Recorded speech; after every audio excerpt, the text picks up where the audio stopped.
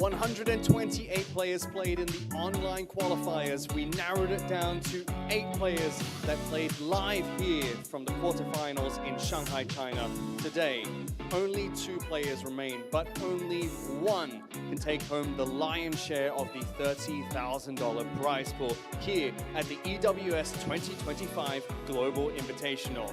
Let's send it over to our casters to kick off today with our final match of the series.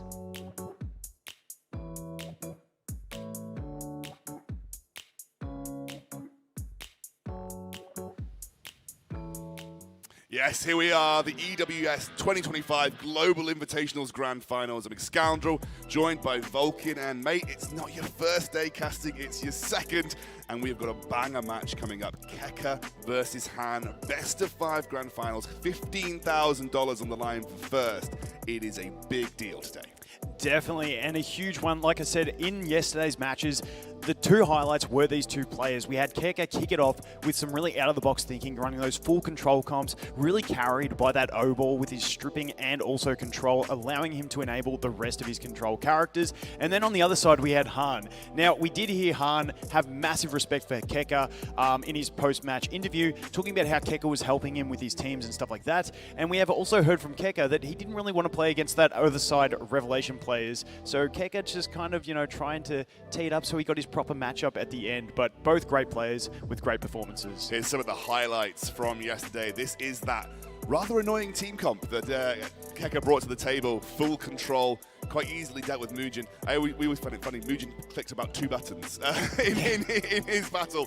And then, but also Keka bringing something different as well. He was able to play a bit more of that Revelation style versus Depor. Even though he felt like he was outmatched by other Revelation players, he still was able to take the win versus Depor. Yeah, definitely. And that's the great thing as well. He does have 2 toolkits in his arsenal with that control and then also the Revelation. So keen to see what he brings out in this one against Han. I'm assuming we'll see more of that slower control play, and we might see some longer matches in this one. So definitely keen to see what they're cooking up here.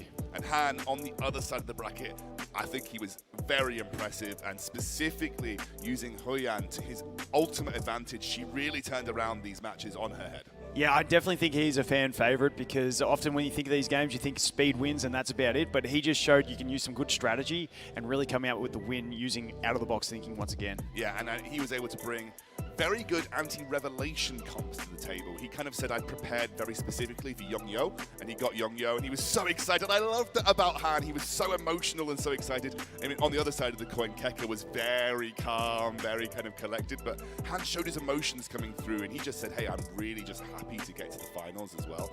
He knows he's got a tough chance against Keka, but Han undersold himself the entire day and still won through strategy and picks and bans. Yeah, definitely. And I mean, Keka's going to sell himself as the underdog every time. We learned that yesterday, but I think he's got a bit on the table.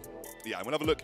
Yesterday we had 6 matches, 4 quarterfinals and 2 semifinals, and now we have that 1 best of 5 grand finals today. Obviously $15,000 prize on the line for first, but even if you come second, you are still taking away $7,000 of the prize pool. So, really, really sizable amount of money for both of these guys getting to the finals. Keka beating out both Mugen and Depor. Han taking down Yongyo, who was one of the favorites for the tournament. The fan favorite for the tournament was Yongyo.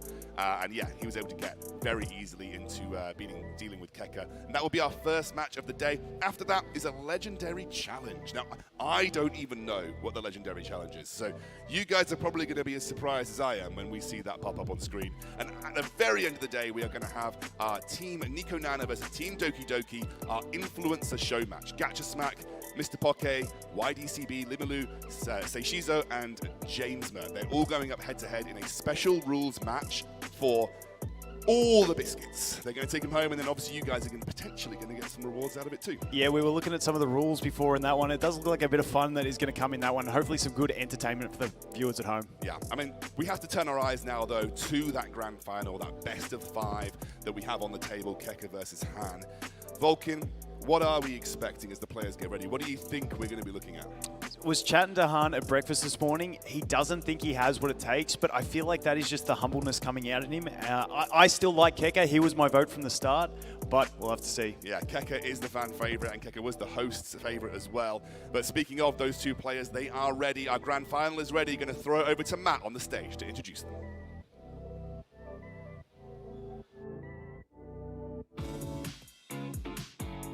Thank you very much, Scoundrel and Vulcan. The moment that everybody has been waiting for is finally here. We're going to get into our grand final match in just a bit, but first, let us introduce to you the two players that have made it all the way till the final game. Starting off with Han.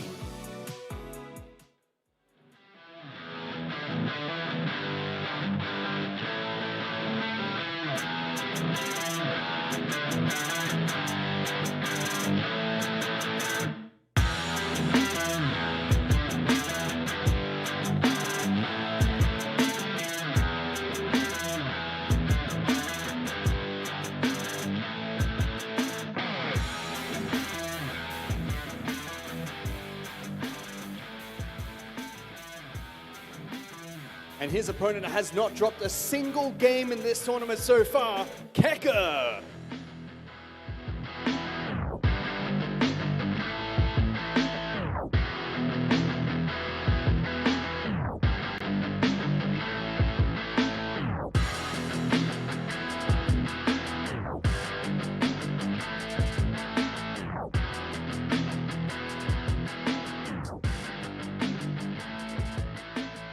Gentlemen, 128 players, and only you two are left standing here today for the grand finals. Han, I'm going to start with you. You said to me twice now that you're still the underdog. 128 players, and you're in the top two. Are you still the underdog coming into this final match? I mean, how can I not be as an underdog? Like, he hasn't dropped a single game out of every game. But I will try to do my best to inspire people and give my best. Shout out to all my guildmates who supported me, my friends, and my family. I'm looking forward to watching you in this final best of 5 series, but Keka, he does have a very good point. You have not dropped a single game, and you told me in match number 1 you were cooking. You did. And then match number 2, you turned around and you said you were cooked, but you were not. Do you feel confident going into this grand final match? I would have to say, I think this whole tournament, Han is by far the biggest cook, the master chef. He has cooked some crazy strategies. I really hope he doesn't cook anymore against me. I think if I met him in the first round, I probably 90% chance I would lose. But now that I've seen a lot of his strategies, I think I feel better. Well, that's really nice words for your opponent, actually, from both of you, to be fair. It's going to be a fantastic match. I'm excited to watch it. I'm sure everyone back at home is excited for this game too. Gentlemen, please, it's time to take your seats. Let's commence with the grand finals of the EWS 2025 Global Invitational.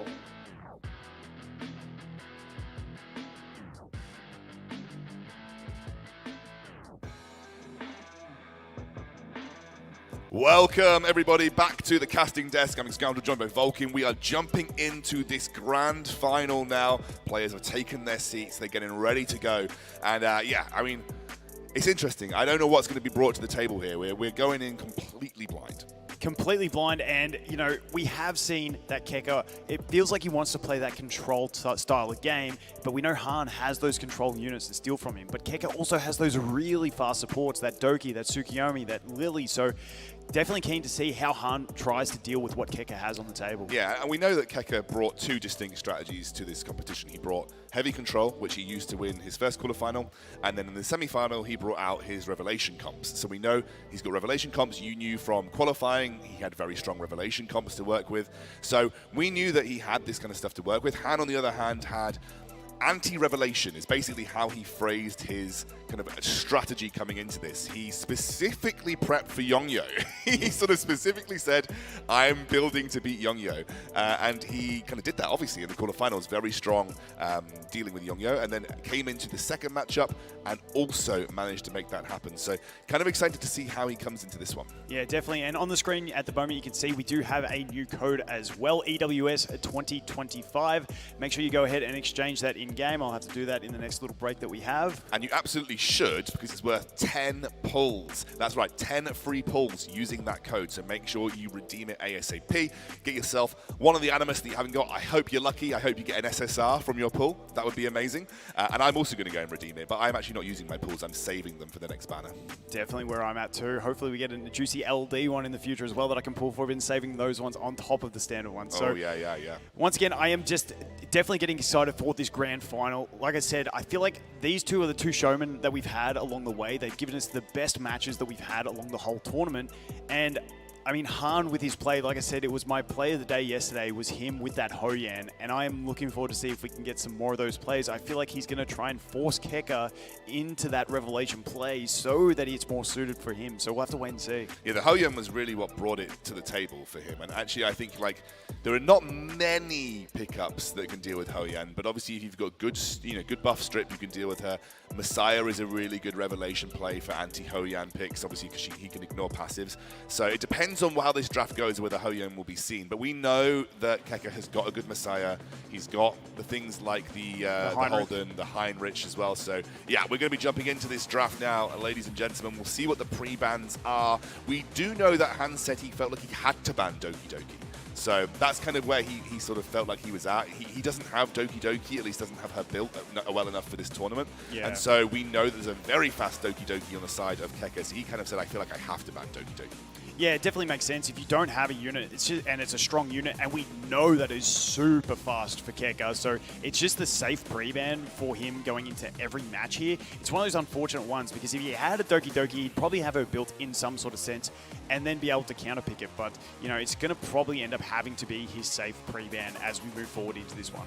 Yeah, and we are now heading into that draft, the first of this best-of-5 grand finals between these two amazing players. As Matt said, 128 players were in this running. Two of them now stand on the stage, Keka and Han, both from two of the biggest represented guilds here. It is going to be the Doki Doki from Han, and it will be the Tiamat from Keka. Almost forgot who that was. Tiamat. Keka. You can't be forgetting my girl Tiamat. But there we go. Keka does get his first pick with the Lily. We've seen, you know, he has that fast Doki Doki. That's been banned. He's obviously going to go for his next speed threat, trying to get that first turn advantage.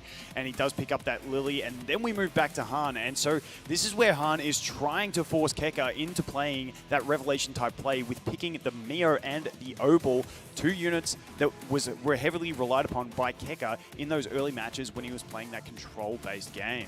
Absolutely. We're going to get Tsukiyomi and Messiah picked up by Keka. Keka getting Messiah in the protected pick, which makes Hou-Yan very difficult to go for now for Han, because that means that, you know, Messiah ignores passives with his S3. Obviously, a passive of Hou-Yan is that she gets that revive and can go for her ultimate when she gets taken down. That gets ignored by Messiah, so that makes Hou-Yan a less attractive pick for Han. Yeah, very, very strong, and I don't know if we saw how fast Han's Mio was, but, you know, I'm liking Keka as being the faster one with that Lily and Tsukiyomi that we know are both very fast, but Han then locking in the Viper and taking the Sanya. So Viper in that protected slot and then Sanya. So I don't think we saw too much of Sanya in the previous day, but no. Sanya great with that max HP increase, strong healing, cleansing, and the revive, which could be very clutch moving forward into this one. Yeah, and we're going to see the Heinrich and the Holden locked in for Keka. Plenty of buff strip. As you mentioned, like Heinrich has lots of different builds.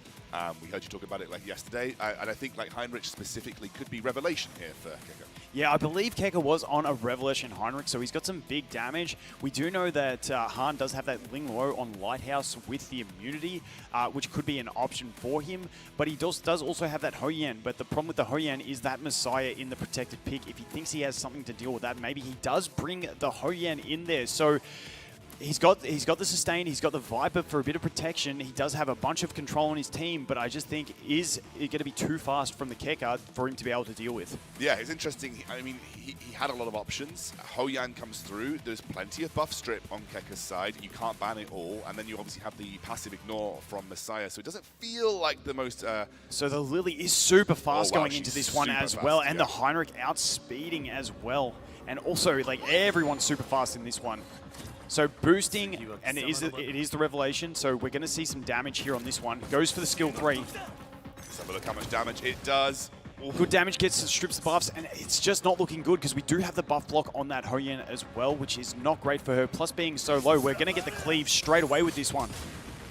Oh, and there goes the Ho-Yen, and there gets a bit of extra damage. Now, if he resets, and he does reset, meaning we do not have any revive, and that is going to be game one pretty much done at this point. I don't see an out unless I got it wrong and the Sonya didn't get her skills reset, but then we are going to use that skill cooldown reduction.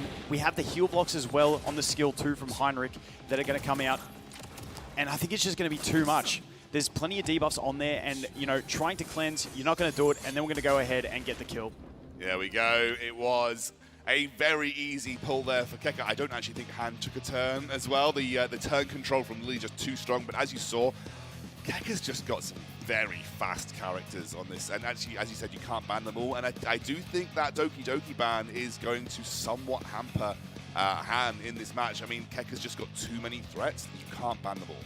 Yeah, definitely, and I don't know if maybe that Ling Luo could have been a bit of a counter for that, because that Ling Luo we saw has the Lighthouse, has the immunity. Even though we do have the buff strip, we can cleanse with that. We can get that Ling Luo in there with the Lighthouse because we do have the Revelation on that Heinrich. Boost forward, get the healing, get yourself fully topped up for when that Messiah comes into swing. So maybe he does lean back onto that Ling Luo at some stage in the future. Yeah, I think like going onto Ling Luo actually could have been an interesting pickup there. Ho-Yen definitely had no impact. She was blasted pretty quickly. And I think again, you're building Ho-Yen obviously very offensively to be able to take people down. But in that case, Messiah just does too much damage. And then the follow-up from Heinrich. It did feel like it wasn't a super heavy damage Heinrich though. It was obviously a Revelation Heinrich, but not built in the way that was kind of going to burst people down 100%. Because when he followed up with the S2, it wasn't particularly impactful. Definitely, and the Lily boosting that Heinrich in that one was a very smart play because it meant that the Heinrich got to put the buff block on as well. And also, if he had have boosted the Messiah and the Messiah went before the Heinrich, the Messiah might not have had the damage. He did boost the Messiah, I think, because he ultimate reset the Messiah with the S3. So that's just good timing, Yeah, knowing yeah, the yeah. speeds, Yeah, because exactly. you didn't want that Messiah going before the Heinrich. That must be a damn fast Heinrich then. He looked like he was running over, because it was close to Lily on the timing. You think that Lily must be 330 something speed, so Yeah. Heinrich must be up there for him. We are into the second draft phase though. We're waiting for those pre-bans to come through. Looks like they're staying the same. Doki Doki from Han, Keka going for the Tiamat. And now let's see where we land. We're going to wait for the first pick in from Han. He is going to take the Messiah away this time. So really doesn't like that passive ignore. Maybe looking for ways to make Ho-Yen feel a little bit more effective. Ho-Yen does feel like the ace card for Han. So yeah. Yeah, definitely that one. So it does make you think that he's going to lean into opting for that Ho-Yen play. When he picks that Messiah, it's just like, okay, that thing just counted me way too hard in this game. I need to bring the next option. The problem is we still do have the Heinrich, who is also a great counter, that buff block, meaning you no longer get the Soul Ward with the Ho-Yen. You still do get to use the Revenge, though. So... Oh, Keka being super sly on that one, taking the Lily, which we know is fast, but then shutting down Han's idea by taking the Ho-Yen. Great insight there from Keka. Yeah, really, really big play. Thinking that I know that he relies on Ho-Yen as kind of like the anti-revelation part of his comp. I'm going to take it. It means that he will not be able to grab it, and he's now gone to his second pick phase here. Han does not look happy. He did not look happy on that one. He had the big head shake, and honestly, that's just great play by Keka, and that's how many mind games are in this pick ban phase, because Keka just steals your option. I feel like you need to take Tsukiyomi if you're Han here, because if you now let Tsukiyomi through as well, that's just, again, two massive threats that you're not going to be able to take away from the other side of the board. But it does look like, obviously, there's Mio still available as well. Lots of things on the table for Han that he probably needs to pick up this early in the draft, because otherwise you're basically giving a god draft over to Keka. Yeah, and he does take up that Mio and puts the Ling Luo in the protected slot. Now, we did see, his Ling Luo was very vital for him in previous matches. Now, we do have the Ho-Yen with that very heavy single target damage coming out. So, not too sure how it's going to play out, because, once again, we do have the Ho-Yen from the Keka as a counter pick trying to stop that strategy. But you normally don't pick the Ho-Yen after your opponent takes the Messiah, because the Messiah is the counter. So, there's a lot of interesting play. Maybe that means we lean into a Messiah ban so that Ho-Yen can have full impact. Well, there's a Yeli here now, something that, is good. His Yellie's decent into Messiah. She has a lot of follow-up damage. She's got a huge amount of burst. And then the Mia comes through. Han smiling. He's smiling. He specifically said, if Keka brings Mia to the table, I can't beat that. Yeah, so the Mia is fantastic because Mia has, and Keck is even laughing at it. He knows what's happening here. The Mia has the strip with the turn gauge push, and that just allows him even more advantage. Plus, it brings you sustain. Mia actually just an absolutely fantastic unit, and we see the rare unit in the Vice come out. So Vice and Viper for the final picks. Hopefully the Vice gets a showing, but Keka is looking like drafting really well versus Han in this one. We still need to see his final pick, but I am liking what I am seeing out of Keka's team at the moment. We know he's probably going to have first turn with that Lily, but I don't think we've seen Vice come out in this tournament yet, so hopefully he can get a showing, and the final pick going as Holden for Keka. Yeah, Holden, he obviously was looking for some buff strip, I think, from this, so yeah, goes for the Holden there, has got that now available. The bans come through. It is going to be a Hoyan ban, and then also a Mio ban coming through as well. Yep, definitely. So we saw that really fast Mio as well, going straight. Han's smiling because he's like, how much damage is this guy going to do with this? Yeah, and there we go. Big nuke. Oh, that is painful. And now we get the follow-up. Oh! Boom! That is massive damage. That is a ton, and it is not looking good for Han here. He knows it too, that he's got no damage. There is no way to come back from that. And Keka just really showing his dominance in this match. Yeah, it's pretty spicy. I mean, Han was very, upfront with us this morning. He did say, I'm going to try, but Keka is the GOAT. Keka is the GOAT of Etheria Restart, so this is going to be tough. And it is a very quick turn two from...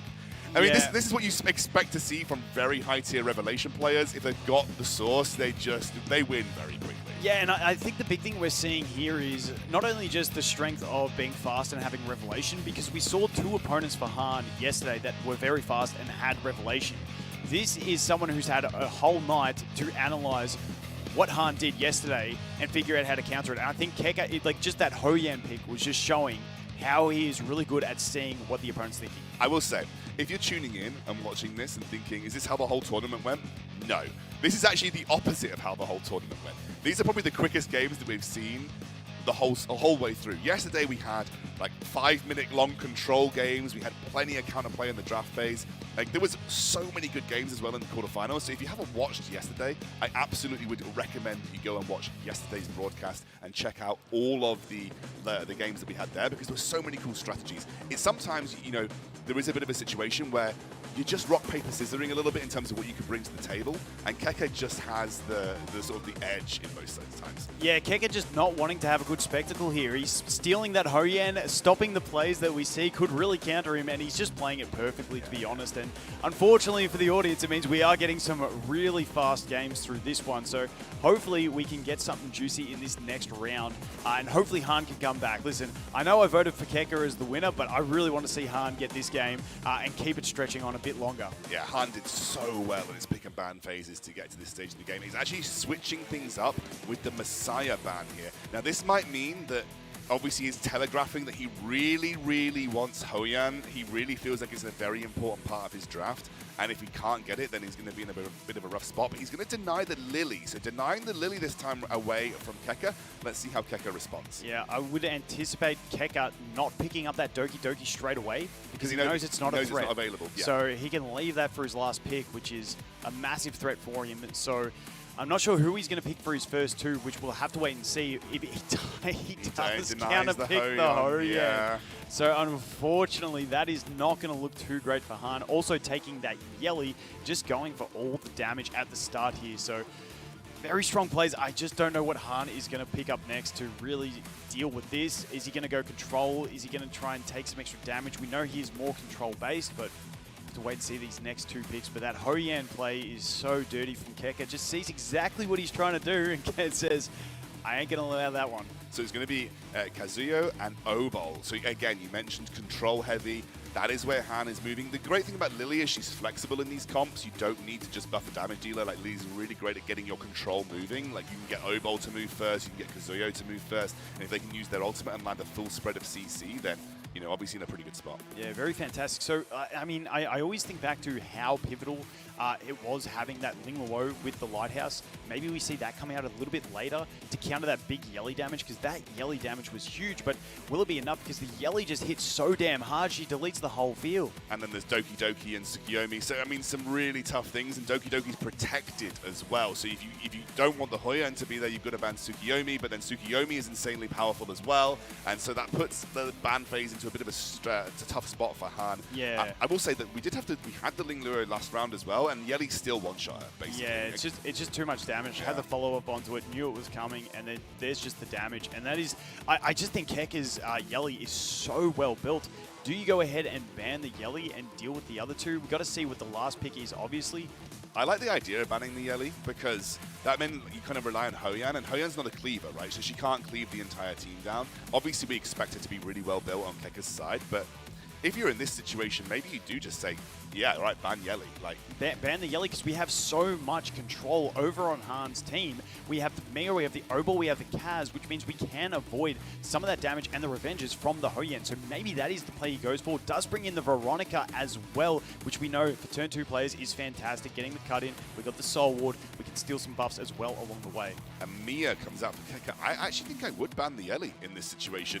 At least you know there's no hard CC for you to have to really deal with. You know that you're going to take turns, so it's probably the best play you can make. And the bans do come in, and it is the Yelly band and the Lily band. So that very fast Tsukiyomi, it's a lot closer on speeds this time. So the Tsukiyomi getting the boost straight away, bringing up that Hoyan. Something is going to die here. Something will get taken out. Let's see what it's going to be. I mean, if you were would you take out the Obol or the Kazuyo?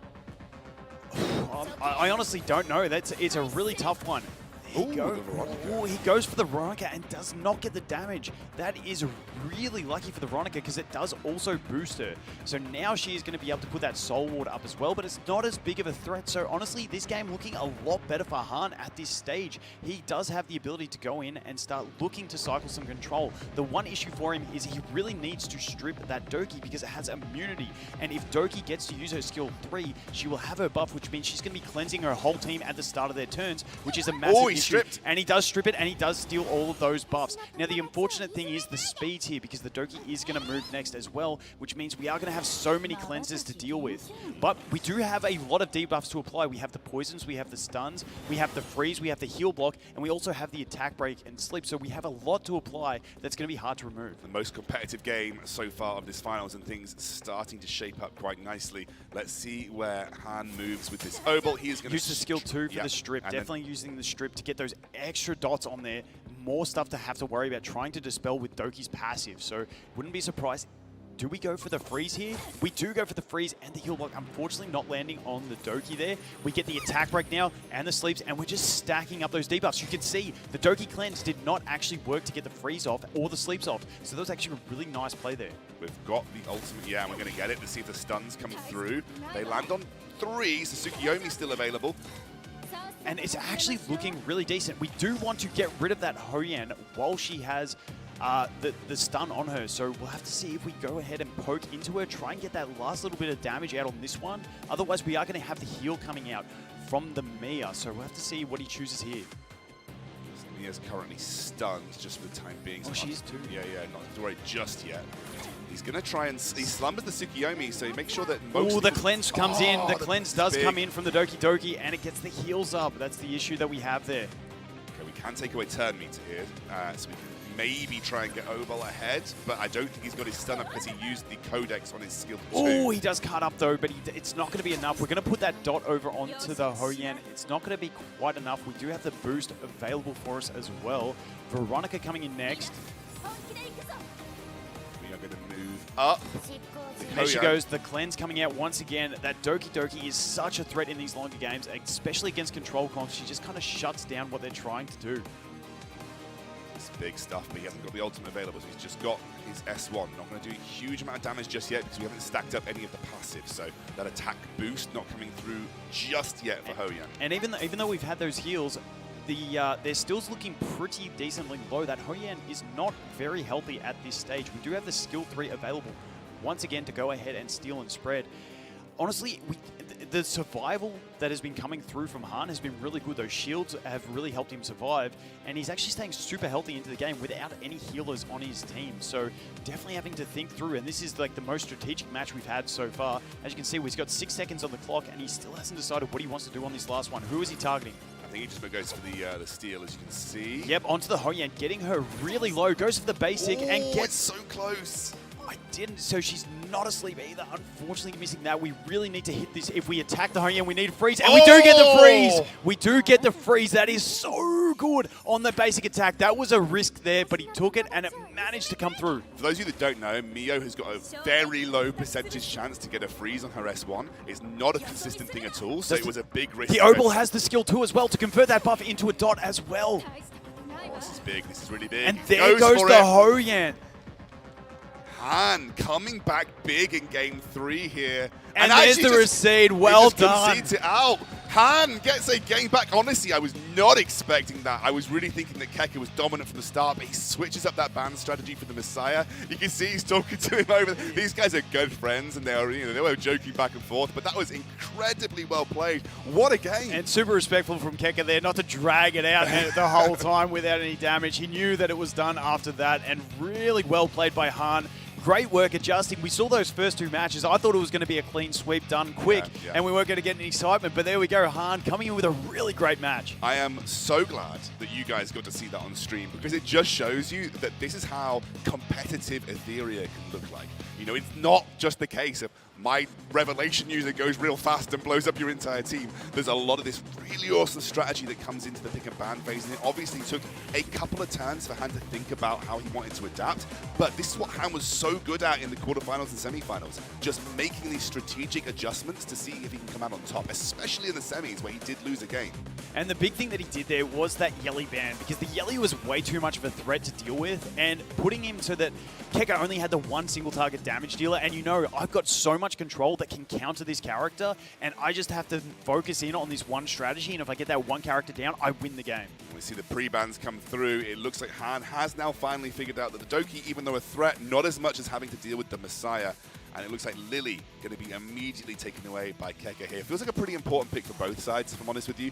And obviously kind of draws a ban most of the time. Yeah, definitely. So, you know, we saw last time the Messiah ban to try and play with that Hou-Yan. So maybe he can take that Hou-Yan this time and now get to play her. But will it just become another ban in the post bans by Keka? We'll have to wait and see how that goes. But once again, I'm super excited after that last game to see what can happen. And he brings the 2 units that came out in dual banners, and that is Hou-Yan and Holden. So 2 really strong units, very strong bruiser. We've got the strips. We've seen actually Holden put some great shows in during this tournament with his skill 2 being so impactful, locking out a unit. Switching up the strategy then in terms of pick and ban from Han.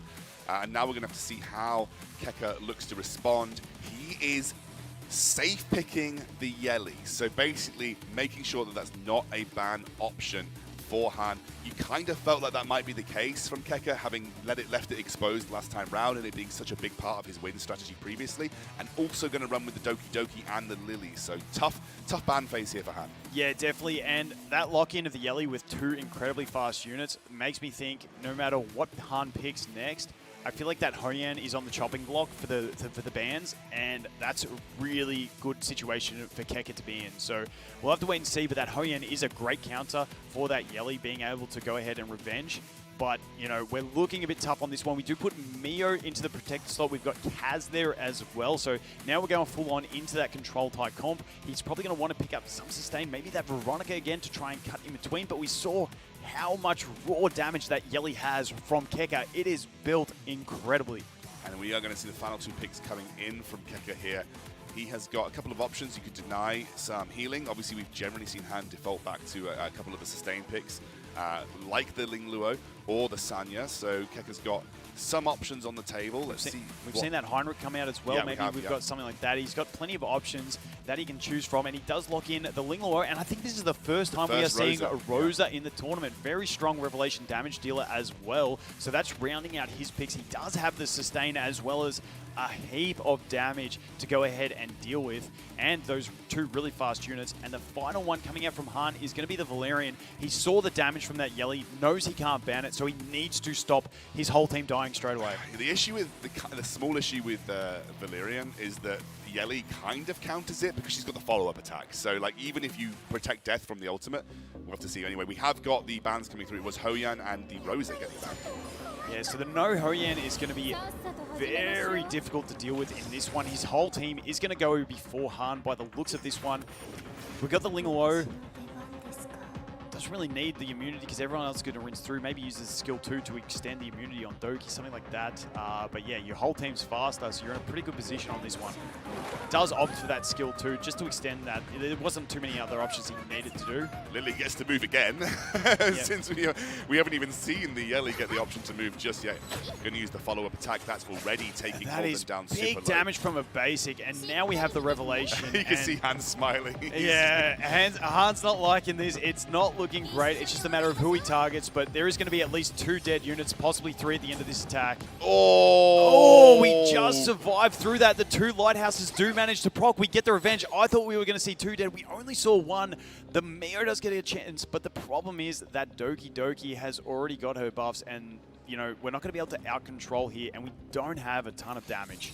Mio going to use her buff steal, but everyone already pretty advanced on the side. Yeah, of use Han. the gauge steal there just to get the advance, but I don't think it's going to be enough. We've got the Holden. He can reset someone. I just think this Yeli outside of Revelation still has big damage. We saw that 1 basic attack doing massive amounts. See, Holden, he does kill the Yeli. He does get her down. That was some big damage that I was not expecting, but without any healing, we do have the skill 2 with a heal over time from the Valerian. But dude, that was actually really nice damage coming out there. So it's still a game that we have going. Yeah, it's still a lot on the table. Again, the damage from Ling Luo, Doki, and Lily is not going to be huge. No. So it depends on how much damage they are going to do here. They're going to use some speed buffs, get things up. We obviously have the healing from Ling Luo. There's not a lot of true sustain over the side of Han, so he is going to essentially be whittled away. We know that the Valerian is going to get the heal over time below a certain health percentage. We are going to get a big AoE heal all the way up to full. Both teams not really having a huge amount of damage to work with, although Holden does have a little bit. So yeah, it's really looking in favor of Keke here, but that Holden does have a decent build with a solid bit of damage in it, but I don't think it's going to be able to one-shot things like he needs to do to be able to avoid the healing output of that Ling Luo. So now it's just a case of how much healing can get over on the side of Han and how much damage can this Holden actually do there. I'm going to take a target down the Valerian. I think it's the sensible option to really go in on the Valerian because you just want to make sure that any kind of sustain gets taken off the board. You don't want another prevent death coming through either. Ult comes through. It's a decent chunk, but honestly the damage from the revenge is pretty strong. It's very strong, and we are getting some really solid damage there in, and that's why you don't really want to focus down that Holden at the moment because his revenge is hit so hard, and he is built quite well for damage. So, you know, Holden working wonders here, and if he can chip away one and then another, he's actually looking in a pretty decent position. And that Holden also having access to the Artisan, so that Holden shields, if he can survive through to an Artisan shield, he could actually sustain through this. And also just remember, there is still the revive available from Valerian, so she just used her S3 again. The prevent death, yeah, she has the prevent death, not the revive, definitely. And there comes the big shield. Look how big that shield is from the Artisan. He's going to be able to go ahead and knock out that Lily. This is actually big. And there it goes. We are going to a 5th game. Keke sees it. Oh, this is what Han was so good at in the previous few days. He really looked like he was down and out into game 3, but 2 games on the trot. Incredible stuff. I think something that completely caught me off guard was the amount of damage that came out of that Holden's ult. I was not expecting the Yeli to get dropped by it. She did, and then we just saw the revenge into the basic attack from the Holden on that Lily, just completely changing the aspect of the game. And then once again, that Artisan shield is so impactful. You can have no sustain on your team, but if you get a shield that's that big, it's just impossible to get through, especially when you don't have a damage dealer. It's basically equivalent to a full heal. Like, you know, it really feels like that way when you get those big Artisan shields coming through. And Keke now, he's going to have to lock in for this final match. We are going all the way to the 5th game here in this Grand Finals. I think had you tuned in on the first 2 games, you'd have thought this is over, this is done. But Han brings it back. The plucky underdog that worked his way through. No one thought he was capable of it, but now he's here in the 5th game of the Grand Finals going into draft. That Messiah ban has served him well. I am not expecting that to change. I'm interested to see whether Keke shifts things, though. Yeah, definitely, and same bans, that team at staying banned. But yes, I was worried we were going to have a non-event and it was just going to be a clean sweep, but Han has completely turned things around. And we did see those lighthouses come in as well, so he is very defensive, but that play in the last game, that Holden, is a massive threat. I wouldn't be surprised to see Keka try and counterpick that Holden because he's just built so well with so much damage and that Artisan Shield helping him survive into the late game. Yeah, Keka opens up with a Lily first pick. I think Han may just run it back. You know, when you've had a strategy that works in those opening 2 picks, he's going to go for it again. Holden and Hoyan straight up. Definitely, and yeah, that Holden is another threat that Keka has to think about now. But obviously, Hoyan, when the Messiah is banned, is a huge threat. We do have some options to deal with that Hoyan if he wants to let it through. He has got a Heinrich build. Maybe he goes with that Heinrich, stops the puts the buff block on, stops that Soul Ward, but she can still revenge. And we are just seeing a complete rematch where Keka is picking the Doki Doki and then Protected picking the Yelly. Now, once again, we mentioned that we don't think Han actually has Doki Doki built, so it's one of those ones where Keka could have actually taken another option and saved that for his last pick if he wanted to, but wanting to lock it in early. We are waiting for the next 2 picks up for Han. You know, might just run it back again. Might just take the Neo in the protected slot, then take the Ling Luo again. That's kind of the way he approached it previously. So let's see where he goes with that 3rd pick. Obviously, just to reiterate, if you have a pick in the middle of your comp here, that 3rd pick, it is protected. You cannot get banned in the post phase. So you have to make sure it's a really, really important pick for your comp. And can I just say, I'm just loving the sportsmanship between these 2 players as well. They're all smiles. No one's getting upset about a loss. They're here to have fun. They're guaranteed to win something. And this game is going to be a great final match. We do see the protected Viper and then the Ling Luo coming out from Han. His Ling Luo, once again, being very pivotal in previous matches. So good to see that come in. Viper, just an all-round great unit in RTA at the moment. Let's see where Keka goes. The Rosa felt like an interesting pick. I don't know, if it was designed to be like an alternative damage threat to follow up on the Yelly, but let's see where Keka decides to pivot. This is probably where he makes changes, if any. Obviously, Tsukiyomi's still up, so that was something that's been really, really impactful on him across his games, but also a couple of other picks that are still available too. Yeah, I think he goes for more damage because he'd be worried about... Ooh, he does go ahead and take the Tsukiyomi and the O-Ball. Okay, so he is guaranteed probably to have his whole team move because he's got his 3 very, very fast picks. The Yelly is locked in. Now, do we see that Valerian pick again? Because we know it's a threat. We do see the Sanya. Okay, so no Valerian in there to protect those deaths, but let's see how this one pans out. Now, the bans do come in. So Keka losing the O-Ball, and we are seeing the Hoyan ban as well. So we see that Lily move first. We've got the whole team moving first. Is this going to be another clean sweep? We've got the attack buff on that Yelly when she does move, and this is going to be that massive revelation damage. Yeah, now, if she doesn't kill the Ling Luo, we're in trouble, but I think we're going to be targeting the Ling Luo, go for the kill, and we do hit 1. I think that was on. Oh, he targeted the Holden. Yes. And we do have the availability of the Sanya revive if he wants it as well. So everyone pretty healthy at this point in time. That is a good little win for Keka, but that's the revelation used, and that's going to get revived on this turn. The problem is we got so much cooldown reduction on this team. We have the Lily that's going to reduce cooldowns. We have the Doki Doki that's going to reduce cooldowns. So even if we get that revive out, it's just going to rinse and repeat and go again. And that is the issue because we see Lily moving next. Lily obviously going to use that skill 3, reduce the cooldowns for that Yelly, and Yelly's going to swing again. So do we hold on to that revive for the next game?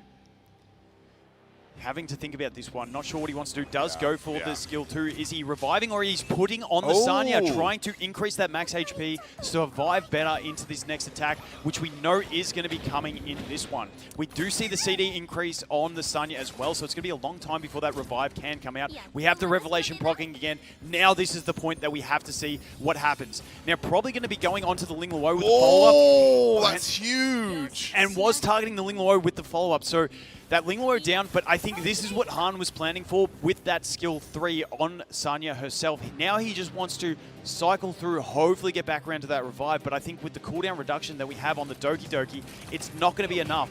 Now, attack break we've seen on Messiah previously, really strong to reduce that damage, but Yelly's skill 3 is going to cleanse her debuffs, meaning that attack break is not going to have enough effect. We do see the boost, and we are still on 2 turns left on the cooldown. But that big damage, raw damage coming out. Only 2 hits, not getting the final hit. We are going to cleanse that defense break. We are going to get the heals. It is looking very dangerous though here in this next attack because that Yelly could quite easily hit 3 attacks and just delete that Sanya and make it the game over. And the whole team is going to take yet another Here it goes. turn. One. Oh yeah, this is going to only be one on the follow-up, but here is the actual attack, Revelation, and that is going to be it. Han smiling. He sees it happening. He's applauding his opponent, and that is going to be a massive congratulations to Keka.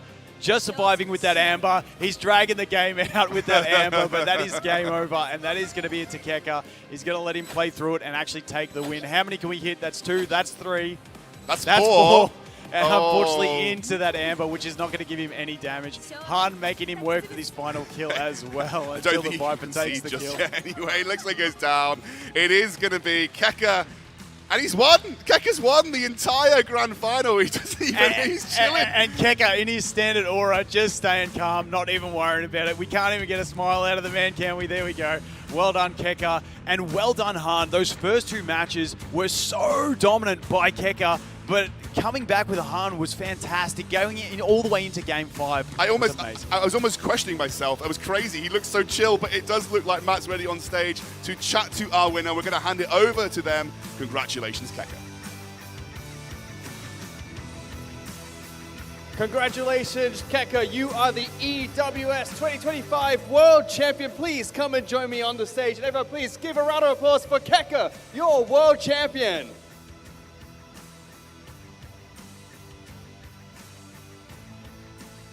Now, Keka, coming into the grand finals, you were undefeated, not dropping a single game. That went all the way to game 5. Were you feeling a little bit shaky once it got there? Yeah, definitely. I think I made tons of mistakes in the last 3 games. Walk me through your thought process going up against Han, because backstage both of you were talking really highly of each other. You were talking about how you were talking about strats going into the grand finals still. What was your thought process against him? What do you think was helping you eke out that victory? Yeah, I think Han's biggest strength is that if he lives the initial burst, he gets to hit back and CC the opponents using his lighthouse and turn meter manipulation. But that counters Revelation really hard, so basically I can't use any Revelation units at all, pretty much. But I basically need to draft units that do a one-shot. So that's why Yelly, Messiah, and yeah. Well, it worked out for you in the end, and congratulations, you are the world champion. Now I'd like to invite Game Director Jack on stage to hand you your prize.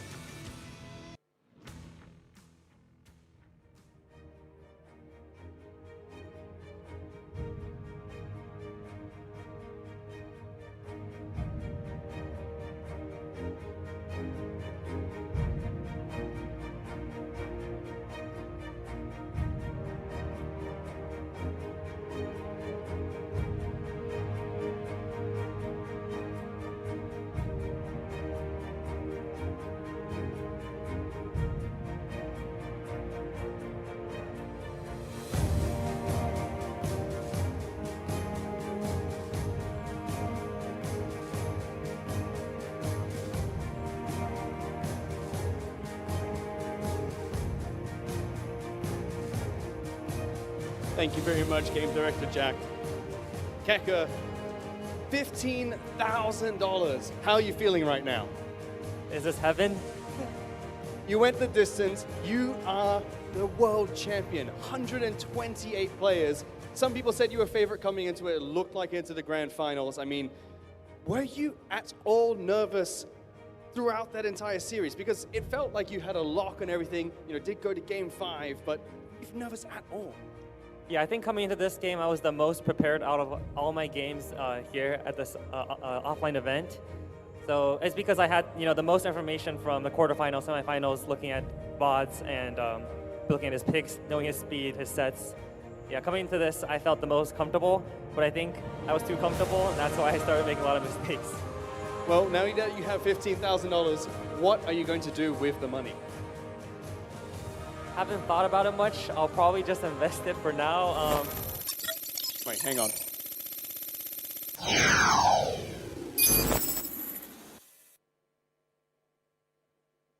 Wait, what happened to your money?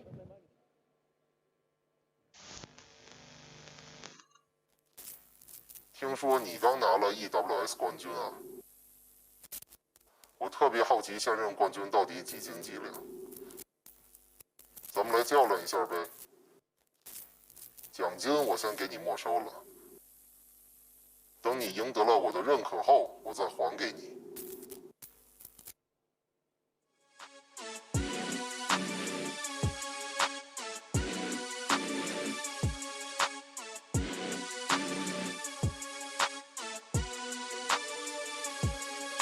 Calienta, the best Summoners World player, 2024 World Champion. Wait, what have you done with his money? Why'd you take it?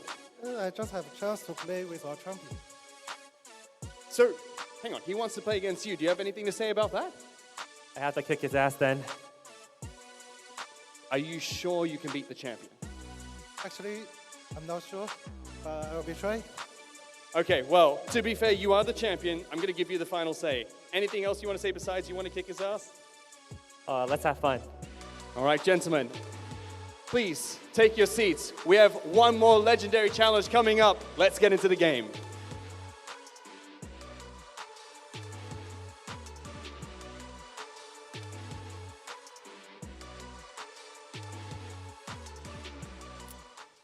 I did not think we had more Etheria action coming our way, but we have the Summoners War 2024 World Champion taking on the Etheria 2025 World Champion. That is huge. However, Keka's a GOAT. Keka is the GOAT of Etheria. I think he can win his prize money back here. Listen, I think when you've beaten that many players to come in and claim this prize, you'd be feeling pretty confident in your ability. Even though he doesn't know his opponent, he knows he is damn fast. He's got plenty of units built. This is his main game. It's been his absolute focus. And I am liking Keka for this one. But it's pretty cool that we brought out one of the other champions from the industry to come and play him. Hopefully his money hasn't actually been confiscated, because if he loses, that would be pretty bad. Yeah, Keka, this is one you've really got to win, mate, because yeah, you want to make sure you get that back. Otherwise, it's just curtains for you, and you kind of missed out on your whole chance of coming here. Yeah, I know. Well, Keka absolutely, honestly, deserves his spot. He really came in as an absolute beast, and obviously Han incredibly played. So well played in that final. Yeah. I want to give commiseration to both of them. They're amazing. Yeah, and while we're setting up for this next match, I just wanted to give a massive shout out to Han. He did have to go straight off stage, but fantastic performance the entire time. Absolutely. Guys, if you missed it, there is a code that you can redeem in-game, EWS 2025. I am going to redeem it as soon as I get off of this broadcast, because I want to make sure I want to get those 10 pulls. I'm going to save them because I want to use it on a good banner, but you guys, 10 free pulls you can grab. Make sure you grab it. It's a huge code. Go and put it in game. Yeah, I'm still missing Kloss and Tiamat. Maybe I'll just run up the standard banner again. You're missing Tiamat? I know. I've still got my selector. I'm absolutely torn on my selector. Tiamat. You are literally Mr. Tiamat, and you're missing Tiamat. My selector's sitting there, and I'm torn between her and Kloss. So maybe I just got to run up that standard banner. I'll probably hit another dupe of Rahu. We'll have to wait and see. Actually, what is your most duped? Is it Rahu? Rahu, yep. Do you know what my most duped is? Which is my most duped is? I already know, actually, because you told me before. It's your Lilith, isn't it? My Lilith, and I don't even use Lilith. However, I was very lucky. I pulled Yeli, and then the next two permanent pulls I got two dupes of Yeli. So I've got the Yeli crit increase, which is huge. Yeli getting her crit increase on her dupes is absolutely massive. Anyway, enough about our accounts. Let's take a look at what's coming up our way. Obviously, a lot of strategy goes in here, similar kind of game in the form of our Summoners World Champion. A lot of strategy goes into those types of PvP matches as well. So both guys, the top of their strategic minds in their relative fields. Kind of excited to see how this matches up. Yeah, maybe focusing on another game is going to cost you the strategic advantage you need to beat the world champion. But you never know. When you've got talent in these things, it's like in real sport. Guys that have talent, and they can come through. Well, it is a best of 3 as far as I'm aware. So you've got to get the 2 wins to make sure you come out on top here. And so we'll be seeing, can Keka, after the high of just winning on that previous match, can he keep that going for another best of 3 after the final? Yeah, definitely keen to see, but I think we have seen that Keka is absolutely kitted out on his account. Not only his account, but his strategies and the way he thinks through. I just think back to that previous matchup against Han, when he saw Han picking that Messiah, trying to stop him so he could play his Hoyan, and then he just goes straight, counterpicks the Hoyan. We are jumping into the draft here. Let's see how this goes. Kilimbao versus Keka. It is going to be a very, very cool match to see. Let's see what Kilimbao does in terms of bans. I wouldn't be surprised to see him ban. He bans Tsukiyomi, so an interesting ban. I thought maybe he'd go for the Yeli, but he bans the Tsukiyomi. Yeah, definitely. Like we said, we don't actually know what's on his account. We have no insight into him at all, so he's a complete blind one for us. We're just going to wait and see how this first match pans out to see how he's going to play the game. Is he a heavy revelation? Is he a turn 2? Is he a control player? We don't know. Let's see now. Looks like Bao has gone for, we're waiting to see what they're kind of going for in the draft phase at this point in time. It is the confirmation of the Tsukiyomi, the Ling Luo ban for Keka. Yeah, Ling Luo stopping that sustain, but Keka going in blind like us to this one, not knowing what he has on his account. We do see the Lily pickup on the first pick. A Lily pickup comes through, immediately responded by Mio and Doki Doki for Keka, so two very strong picks in this format. Let's see where Lembo goes. It's Yang and Yellow. Revelation. Oh. He's a revelation man right here. And we did see Keka say that, you know, he wanted to face off against Han because he didn't like the matchup of those heavy revelation users. And maybe Kalian Bao has seen that and gone, I'm just going to straight revelation this guy. The Yelly is protected, and we've seen how much of a threat that Yang can be on revelation, killing one unit, giving turn advancement. We don't know how fast these units are either. I like this a lot. The protected Hoyan and the Veronica. So trying to bring a little bit of anti-revelation to the table here is Keka. Yeah, learning from his fellow grand finalists that the Hoyan is the great protected pick against these revelation teams. Obviously, Veronica being another great one to bring in as well. You know, being able to cut in front, put that death immunity on. And this is heavy into the revelation now. I can't see the shells. I am assuming we are seeing a Selene that normally in these heavy revelation players is also going to be on revelation, offering some more of that big damage. And then the O-Ball coming through. Now, Keka has used O-Ball a lot. And Keka bringing out the first use of Marvel in now, this entire tournament. In the beta, everyone played Marvel. And then he got nerfed into the live launch, and he's been a little bit on the back seat, but he's still very strong turn manipulation. Definitely. Okay, the bans were the Yang and the Doki Doki. So we do have the Lily coming up as the fastest from Kalen Bao. Boosting that Yelly with the revelation. Now we do have the Hoyan to go ahead and counter that. So are we going to see the Hoyan counter and get a kill? We'll have to wait and see who he targets. The big AoE damage coming in. A huge AoE damage. We got the Lighthouse coming out. And here comes the revenge. Here we go, the revenge. Is it going to come through? It does, and it lands the kill. Now we are in a very awkward position with that. We do have the immunity to death. We do have the Veronica who can reply that. We can also get the shields from the Veronica on the skill 2 as well. Now we do have the Codex, so whatever he uses, he's going to be able to reuse again. Yeah, obviously we have to be aware that great if you're just running one damage dealer where Hoyan takes them out. If there are multiple damage threats, then it becomes a little bit more of a big deal, and obviously Stalins can be big threat. Well, everyone's on. We've got the Revelation Stalins and the Revelation on the O-Ball, so we really need to deal with these guys and not let them take a single turn. Otherwise, we're going to be in a lot of trouble. Well, we do have the skill 3 coming up.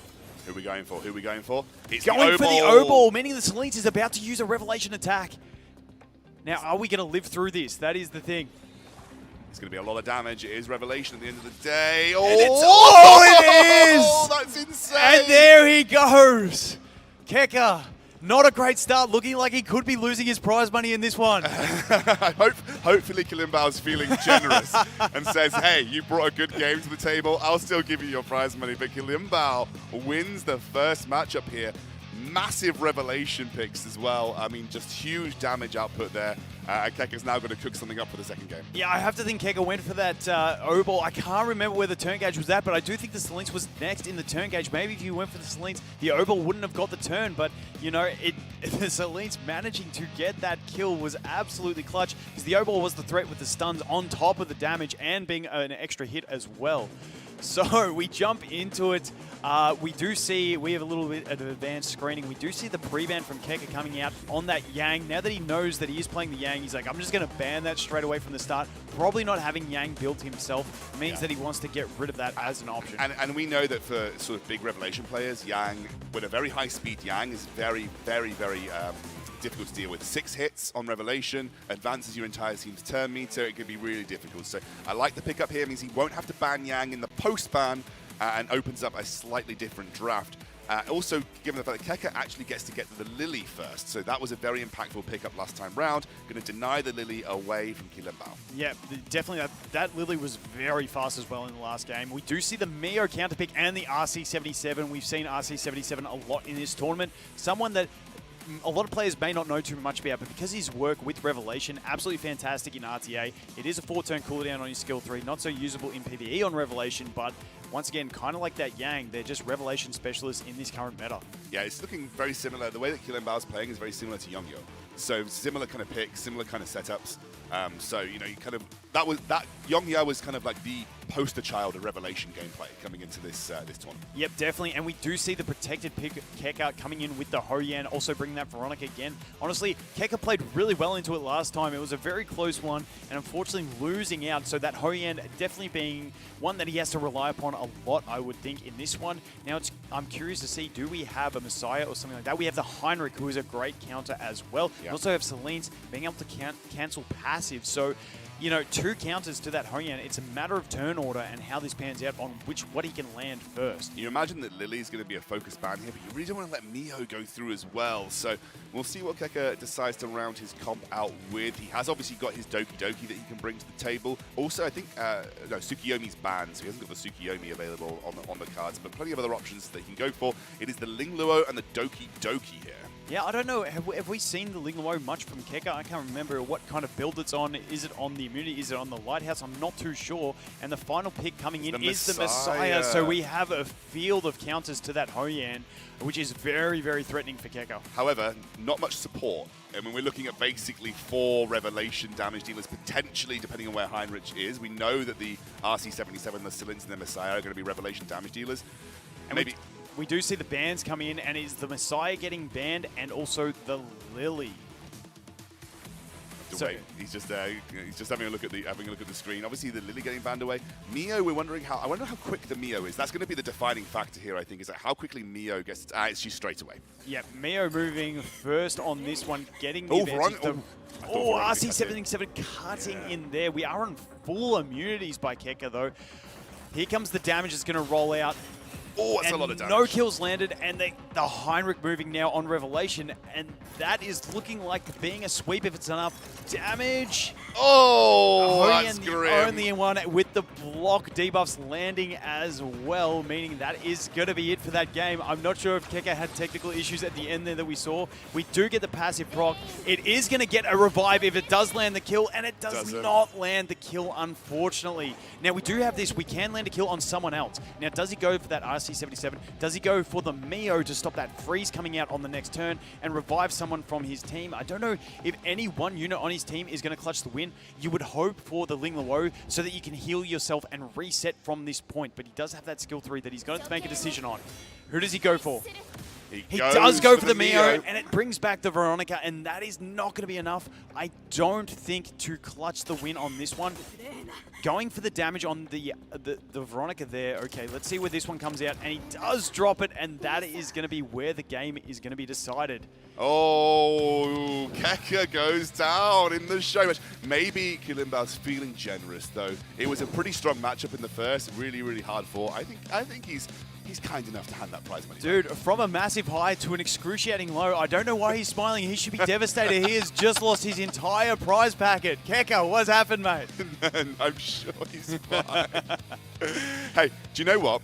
That perfectly showed why Keka did not want to deal with a very strong Revelation player, because that was why his comp was not doing it. Anyway, we're going to hand over to Matt on the stage, ready to chat about that game.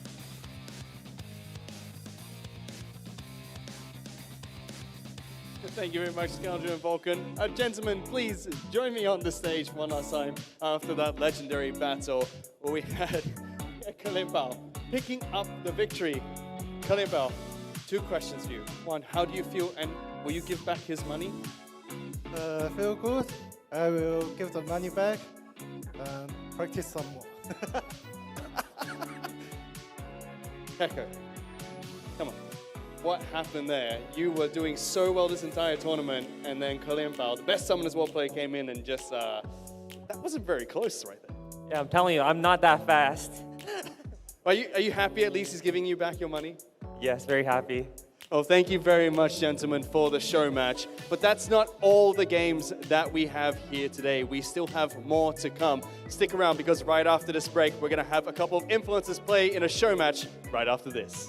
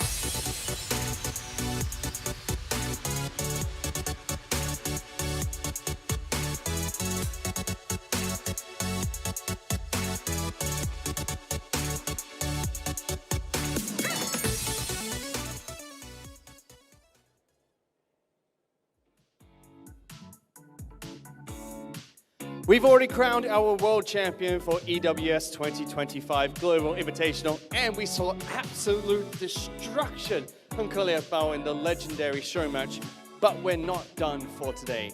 Now it is my pleasure to invite two teams of different KOLs to the stage to present to you a glorious show match, starting off with Team Nikonana.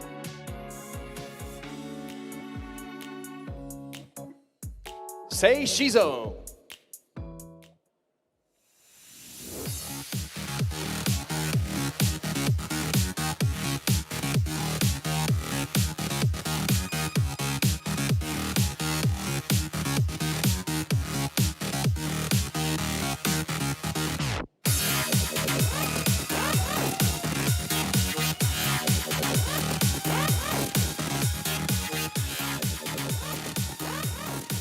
Next up, we have Gotcha Smack.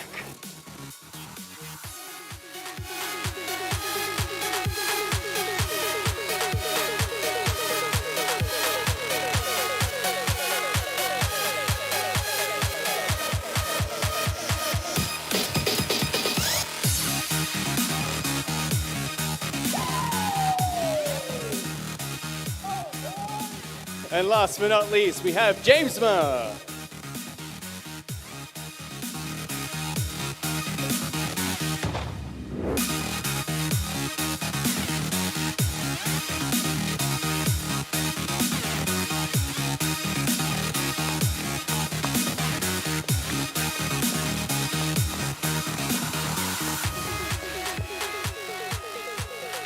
Thank you for joining me on stage, gentlemen. Before I send you to your seats, I just wanted to ask each of you a quick word, and then I'll introduce your opponents.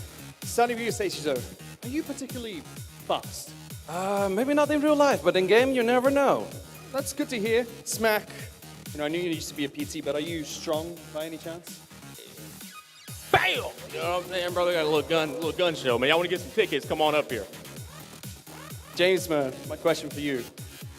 You smart, do you have a lot of strategy available?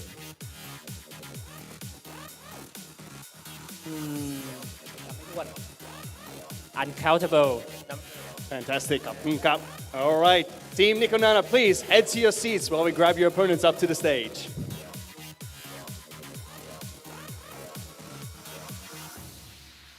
But these aren't the only KOLs that we have playing in this show match today. It is now time to invite Team Doki Doki up to the stage, starting with Limalu.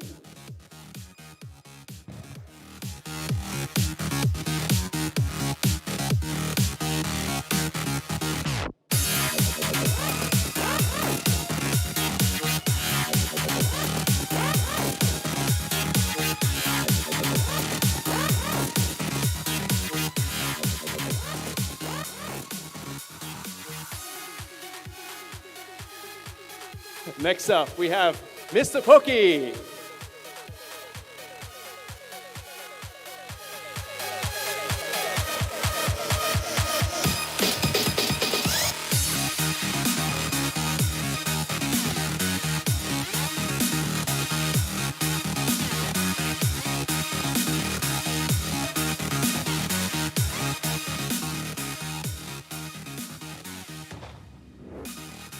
And last, but definitely not the least, we have YDCB.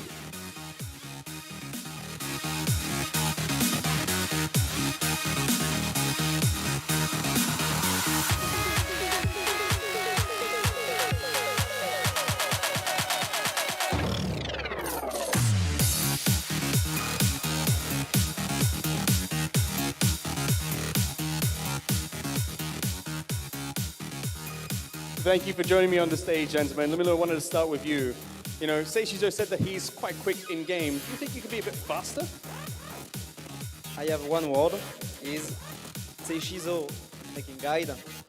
I will make this a match, a highlight. Not bad, not bad.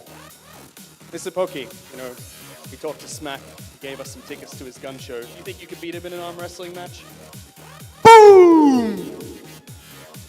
Fantastic. IDCB, for you, it's going to be all about strategy. You've been in this industry for some time. You think you're the smartest here? No, but I'm definitely the luckiest. I mean, Luck's got a good part to play in it. Thank you so much, gentlemen. You may now head to your seats. Now, the way that this show match is going to work is each one of these influencers have an opponent on the opposite team, and there's going to be a theme to each of these matches, which will be based on speed, strength, and strategy. So, I'm going to invite the first two players up to the stage to kick us off with the match of speed. Seishizo from Team Nico Nana, as well as Limalu from Team Doki Doki. Please come to the stage. Now, the twist that we're going to have with speed is that these players are going to play with a chess clock. So once they input their moves, they need to hit the chess clock, which will start a timer. If you win one of your matches, you get a point.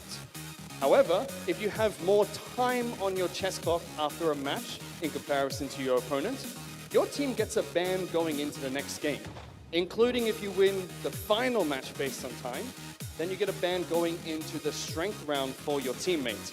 So that's where speed comes into play. Seishizo, got any last words? I can't see my opponents. Where is he? Oh yeah, he's there. Okay, it's good, it's good. I'm ready. Seems to think that you're a little bit missing here, Limalu. Got anything you want to say back? In my side, I will say, have fun. Gentlemen, please take your seats. Let's send it back to the casters for the first match of speed.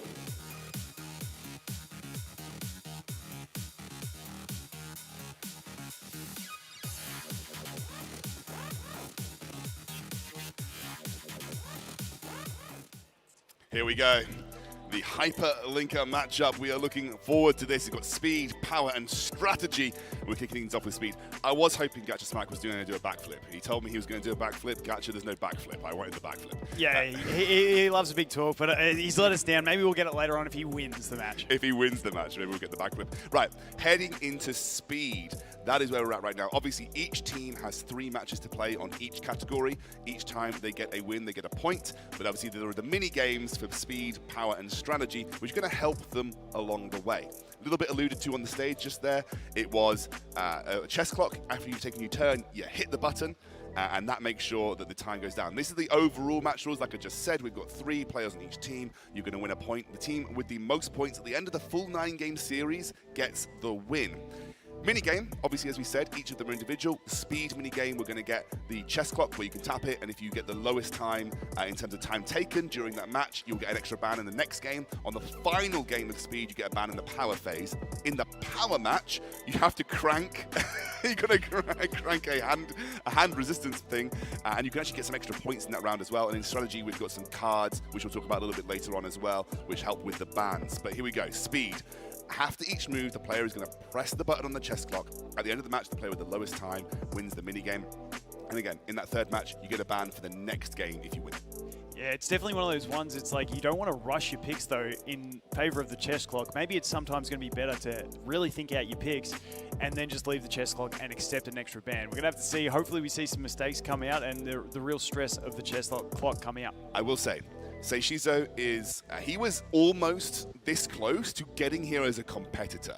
So even though he's come as an influencer, he is a very good player in his own right. And obviously, I think Lemulu a great player as well. So this is a pretty good matchup between these two. And I would say Seishizo is probably the most competitive person out of everyone at this event. He is locked right in. A little bit salty on Shine, who I think it was, who knocked him out of qualification for this top 8. So Seishizo, definitely a powerful player in this game. Yeah, I think he definitely comes in with his head locked in. He's got a very good account. I've seen his account. He's put a lot of time into it as well. Also, he has got a lot of experience. We saw Kilimbao coming from Summoners War doing really well. I mean, there's a big history for Seishizo there. He's got a great Summoners War background too, so he knows how to kind of go into these kind of chess match style games with the pick and ban strategy, with how you kind of play them out. Also, just on a side topic about him, he did spend a lot of time in Shanghai, so he has been showing us the sights around the place also in the first few days, which we really do appreciate on that one. But definitely, I think he's just absolutely, he's been locked in since the moment he got here, talking everything everything about the game, hasn't been able to stop. He is ready for this one. Yeah, he's really loving it, and I think he's been coaching me on how to sort of get through certain parts of the game, help him fix my accounts. So, yeah, big ups to Seishizo. We appreciate it. Now, going into this, how do you think they're going to approach you? What type of players do you think these guys are? Like, I'd love to know what you think in terms of what their PvP strategy is going to be. I honestly have no idea at all, so we're just going to have to jump into it and see. But Limulu, I do want to give him a big shout out as well. I've said it about a bunch of the players in the actual competition, but he's another one. He's just happy all the time, and it's just great to see those type of guys coming out here, and it's always makes it a great event when you've got people who just get along and they're just happy to be here. It's the first time I've met a lot of these guys. I met Limulu for the first time a couple of days ago. He's such a nice guy, just really kind, really smiley, always really happy to be here. He came up to me after yesterday and said, it was a really great cast. And I was like, oh, that's so nice. He's just such a nice guy. Yeah. I'm really excited to see how they do getting into this. It looks like we are now into that first game, so waiting for those picks and bans coming through. Obviously, there are actually no pre-bans in this version. You get your ban by winning the minigame. Yeah, and when the bans come through, because it's we're doing all these minigames, it is just going to be a word-of-mouth ban that they understand. We are not going to be selecting those characters, and we have the full game up on screen for this one. We have seen Limulu get the Doki Doki straight up first up, and then Seishizo picking up the Lily and the Freya. Freya being on that Revelation, so we know what Freya can do in Revelation. Can also be super fast on that Revelation as well, so a massive threat getting picked up straight away by Seishizo. Is that Gigabyte Doki Doki? The Doki Doki is on the Gigabyte, yes, correct. Now, just something to note about the Gigabyte, it doesn't have the Swift Raid or the Swift Smite set, so it does limit the speed that you can actually build your characters on. And then we do get the Linglo pick up there as well on the Codex, and then the Rahu over there on the Artisan as well. We do know that the Artisan can provide some massive shields in this one. So we'll have to see how that goes. We got another Revelation unit coming out from Seishizo, so he is a Revelation player at heart. Oh, an Obol. And then the Obol just trying to lock in a little bit of control as well. I'm assuming it is going to be fast. It is on the Codex. We can get double stuns with that one as well. It also gives him another option to deal with some of those threats that maybe, on the Lighthouse if he does see them, because then he can just go ahead and control them instead. So really solid option there from Seishizo. He's got his 2 big damage dealers, and Heinrich is just a great pick all around. The Rin. We do see the Rin come out as well on the Alicorn, so being able to cleanse, but that Rin, the taunts can really disrupt as well, and she does provide some nice mitigation. And who are we going to see from this final pick? It is the Hoyan. We have seen a massive showing from Hoyan in this one so far. We do have the Heinrich, which can buff block. We do have the Obol that can stun. All things that are annoying to deal with for the Hoyan, but still, she can come through in this one and actually give us a great showing, because unlike the Messiah, the buff block stops her from getting her buff, but she can still get her revenge, which is a big thing. And there we see it. One. Yes, the Messiah coming out, obviously to try and counter that Hoyan play. It is something you will often see. Not on Revelation, though. Is that White Fang? No, that is a count. That is a count. So he's going to get extra attack before he attacks. And there we go. We do see the bans of the Hoyan and the Messiah coming out. And I was trying not to say it because these guys don't know what each other are doing, and we don't want to call it early and give them the insight into who the other one is banning. I'm glad I've got you, because my eyesight's not good enough to see the shells. So that is a super fast Lily on the immunity as well. So that Lily getting a boost from the Freya's passive from the Bulwark, it just makes her even faster than she already was, boosting up that Heinrich. And here comes the skill 3. It's going to strip. It's going to do big damage as well. And then the Freya coming out, and this is going to be a very quick cleave. Now, not looking too good on the clock here for Seishizo, because he's taking all the turns. So he's honestly hurting himself a little bit by not letting his opponent play the game. And that is going to be where it's at.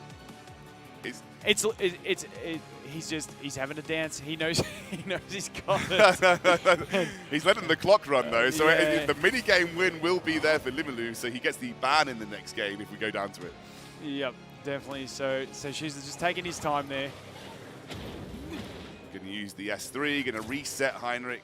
Doesn't get the S3 fully reset because it's got a slightly longer cooldown, but he'll take the win here, and Limulu just claps his hands. The first point goes the way of Team Nico Nana, and Seishizo very happy about it. However, did lose the minigame, so does not get the ban in the next game.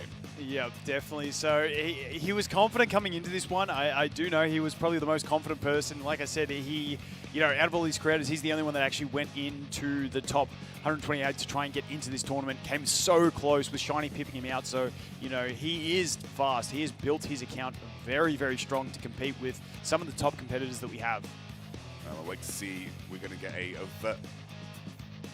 Okay, we're going to pass it back over to Matthew on the stage to have a chat to our guys in between the game. Thank you very much, guys. After that match, we now have to check the chess clock. So, judges, can you please indicate who had more time here? Let's take a quick look. Cool. So, what's happened is you have 20 seconds and you have 19 seconds, which means that you have the upper hand here. If there was a ban, what would the ban be?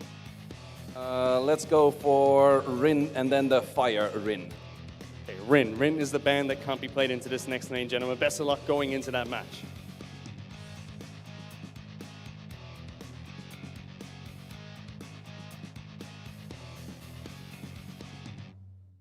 Oh, we got it wrong. Yep. Well, we are heading back into the second game. It sounds like me and Vulcan got it wrong. We thought that because he hadn't taken a turn, his clock would not have moved, but it sounds like they had to go to a tiebreaker. So ban comes through for Seishizo. We're heading into the game 2. Might be an inverse chess clock. That's not the way I've known it, but hey, it is what it is. The man taking the advantage, getting the win, taking all the time, not letting his opponent touch the game, and also getting a ban in there, which is going to be the red Rin. So Lumulu not going to be able to pick up that red Rin in this one. So we're heading into this second pick and ban phase. It is going to be a Doki Doki lock-in with the Gigabyte again for Limulu. So not moving away from the strategy. Actually doesn't opt to take the Lily away from Seishizu, who may not have it fully built on his account. Can be difficult to get, but it's going to be immediately Lily and Freya once more. Yeah, it's just the same pick, so we are going to have to see something change here for Limulu if he's going to have a chance, because once again, it wasn't too kind in that last round. Maybe he tries to steal the Heinrich if he has it built. Maybe he tries to, I don't know, go for something a bit more tanky. I'm not sure what he has in his arsenal to come ahead and take at it. We do have the Codex there on the Lingwo, and then protected picking the Hoyan, but going straight in for the protected pick on the Yeli, also on Revelation, and then also taking up the Messiah on top of that. Now, I'd be curious if Lumulu takes the Heinrich, it's not a bad pick to help that that Hoyan stay protected, because we can ban that Messiah, let them do their damage, and then maybe we can revenge back, get the revive. We have seen the impact coming in, and this is the first time we're seeing a Fucho today, which is another very strong threat for gapping in between your opponents, depending on how fast we are. And that final pick comes in of the Heinrich, unfortunately. So we do have two massive threats. I guess we are not playing the protected pick. No, not protected pick. It's normal RTA on this. Oh, I thought the protected pick was still going to be there. Okay, that is very threatening then. The Hoyan is gone. We've only got the one damage in the Rahu in this one. To see where he chooses to get rid of the Messiah, but still the Yeli, which we know is insane with Revelation, the Freya and the Heinrich, and Heinrich doing a lot of damage with that Revelation too. Yeah, super fast Lily with triple Revelation. It's going to be a tough one, this one. There's the chess clock again. Once again in the start, we have Lily going first. Let's see. Straight into that Heinrich again, going to strip those immunities, but do we get the advance there? We don't get advance enough, and we are going to be just behind, and this Revelation may do enough damage. If it doesn't, we are going to advance with the Fucho, but that is going to be it once again with another clean sweep. And there comes the extra arrow, and that is job done very, very quick. Yeah, it's like we said, gotta put it out there. Seishizo was this close to qualifying for the actual event. He's got a very, very strong team. And we're going to hand it back over to Matt on the stage to chat to them once more.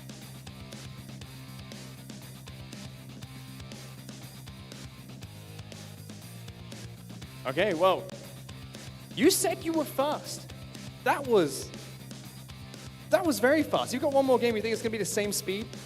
Yeah, unfortunately, yes. But yeah, that's what's going to happen. But I want to give my ban to the opponent to ban something on my side, just to be fair. Why not?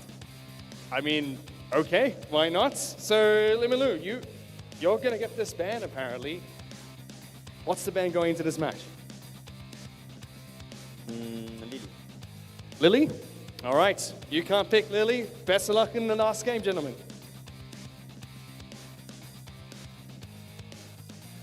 Lily is a good ban. I think that's a very, very strong ban. Takes it off the field, means he can't accelerate things super quickly. So maybe gives Limulu a little bit more of an edge here going into this last game. Yeah, and we saw that Lily with the bulwark, very fast on a bulwark. And for anyone home playing, if you do have that bulwark set on a really fast character with some really fast substats, if you pair that with the Freya's passive does give you the extra boost at the start of your first turn, meaning you're essentially faster already. So here we go into the pick ban, and we are seeing that Doki Doki first pick again. Freya coming in, no access to the Lily, which means we are going to see a different pick, and it is going to be the Messiah coming up next for Seishizo, and it is locked in. I do believe the Freya was very quick anyway previously, so obviously that gives it a little bit of an edge. Freya also can advance your team's 10 meters and push the enemy back slightly, so that is something that obviously Seishizo has in his advantage. Now let's see, does Limulu shake things up a little bit? Went for the Doki Doki first, so let's see where he goes next. And obviously that Freya being on the Revelation is a massive threat as well, because now we have the damage, we have the attack buff. She is so catered-made for the Revelation in this current meta. We do get the Ling Luo out. Once again, on that Codex, meaning we can back-to-back do those big heals, but the problem is trying to get round to those heals so we can actually use them. Yeah, it's going to be tough. I think, you know, needs something that's the speediest thing that you can grab, I think is what Limulu needs to go for here to try and give himself some edge. Maybe if he has a Veronica, he's going to go for the Rahu again, so he's going to take that one off the board. Survives most of the initial onslaught, obviously his tankiest character, but it is going to be the Yeli and the Heinrich locked in. 4 Revelation, not a Revelation on a Messiah, but 3 big Revelation users here for Seishizo. Yeah, it's a scary one when you know that Freya is so fast as well. So maybe the Freya ban coming out, because, you know, if you ban that Freya and you can outspeed with the rest, you might have something. We do have the Lighthouse there on her as well, coming out with the Valerian. You know, Valerian's going to stop that death. And then we do also see the first Lilith for the entire 2 days, which is a very interesting one. That Lilith going to be able to put the bombs on, reset someone, but the problem is it's not full AoE control, meaning that someone's going to get through and attack. And we do see the... I'm not going to say it because I don't want to give it away for them, because they won't be seeing it on their screens yet. So we're just going to wait and see both these bans before we go ahead and call them out. You guys can see it on screen right now. We're just waiting to see who Seishizo decides to ban. Oh, sorry, Limulu decides to ban from Seishizo. Just waiting for that one to come through. He does take his time. He really likes to think about this one. There are a few good options. He's going to get rid of the Heinrich. So there we go. I'm a little bit terrified of how fast that O-ball is, but we also know that Freya is super fast as well. So let's see where this lines up and who gets the first turn on this one. It's good. I think it's going to be that Freya. It's the O-ball being super fast as well. We do have immunity on the Ling Luo, which means Ling Luo is going to be able to cleanse the team as well. The Freya damage not going to be enough, but is her push going to be enough to cut in front? She won't be able to push back the Ling Luo, so the Ling Luo should be safe to go ahead and heal up this damage with that skill 3, apply the immunities. She is on the Codex, meaning she can rinse through the healing again. So really nice to see that we are going to get that opportunity. The unfortunate thing is that the Yeli is going to cut in between and probably going to target that Lilith, meaning she doesn't have a chance to impact the match at all. And we see the big damage come out. There's one.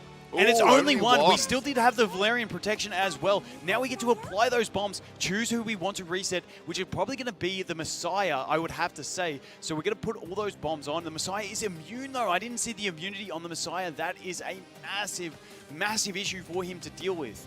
Yeah, there is a big damage coming out next. So it's kind of figuring out where he wants to go with this. Obviously, can go for a relatively decent size AoE hit, but it's a very healthy team that he's looking at. So here we go. Skill 3 coming out, putting on those bombs.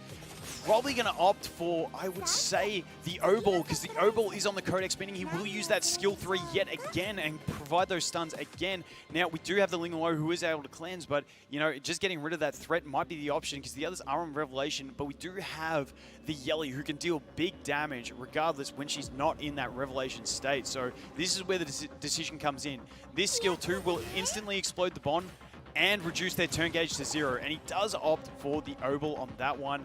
We got the Messiah, going to use the skill 3, nothing else. Does he kill 3 units, 2 units, 1 unit? only one goes down, but it okay. is the Ling Luo, which is our healing. Now, we are going to be able to use that skill 3 if we want to go back into a protected mode, but it does put us heavily on the back foot, especially because we don't even have a bomb on that Messiah. Now, we do have the Lilith with the capacity to, you know, luck out and get some extra turns off of her basic attack. If we see a really high roll RNG, maybe we get bombs out again and we can actually provide some impact. But we are going a lot deeper into this one. We do also have the Artisan over here on the Rahu, which can provide some shields later on as well. You see. How big is the damage on this Rahu? We get that defense buff from the skill 3 and then some big AoE damage. How much is it going to deal? We do have a squishy team on the opponent. Ooh, we do it's land the big 1 kill. damage. We almost get the Freya as well. Unfortunately, that Freya is going to get that defense buff. Also some immunity availability there. Can we get the attacks on the basic onto the Yelly maybe? If we get an extra attack, we might even land a kill. It's 1. We don't get the extra attack from the passive, meaning the Messiah is going to go in and land the kill there. Now, onto the Rahu, 1, 2, survive, and he survives. 2. We do have the health equalization, which is going to bring him up a little bit. Is also going to give you that 1 death avoidance. And we do have the Freya getting dropped there on that one. We have the big Artisan shield coming out as well. Now we're going to have to go ahead and probably finish off this Yelly, otherwise she's going to get to keep going.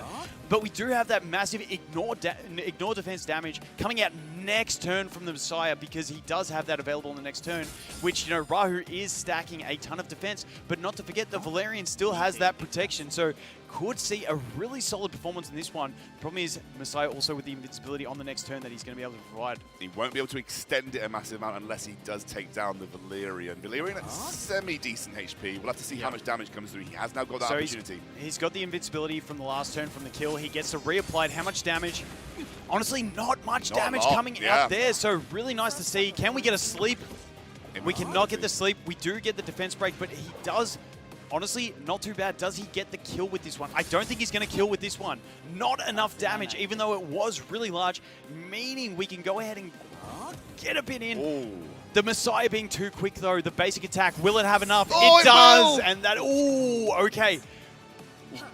We unfortunately have the invincibility once again. That passive, giving him the invincibility on kill is huge. Dealing no damage with that, but extending his invincibility into another turn. Can we land the sleeps? Ooh, we do not see the sleep. The skill 2 is going to have enough damage, is it? No, it doesn't. If we can change, and the Lighthouse, if we can chain sleeps here, we have a chance. You just have to press that skill 1 and hope you land some sleeps. Oh, he's going to pop the anti-death. I don't know if that's going to help him at all, because it doesn't offer him a chance to win. It just offers stall and lets him get lower and lower and lower. So there's the preventing death. We do get the Lighthouse, drag him back up, get the extra heal. Is he going to try and keep healing up through this one? He does put the invincibility on, extends it. Now the Messiah has the invincibility. That was the play. He's going to use his skill 1 on this one. Now do his sleep. No slumber. No sleep. And the single target damage could be a lot, but obviously you build Valerian very tanky. And we do have that Lighthouse playing with some sleep. Oh, we are not hitting any of the sleeps. Now this is probably where the game ends with the AoE from the ultimate. Going to be enough damage to go ahead and wipe it out. That was a great game. But well done to Limulu, coming back after 2 really quick games and putting in a great performance. Yeah, the Lily Band really helping him out in that situation, but a really, really, really great game. I think Limulu did himself proud there, because it was against a pretty tough competition. We're going to hand it back over to Matt to chat to both of them on stage after that first series, and we'll see who won. Thank you very much, Scoundrel and Vulcan. Gentlemen, please come back down and join me on the stage. Everyone, please give them a round of applause for the show match on speed, everyone.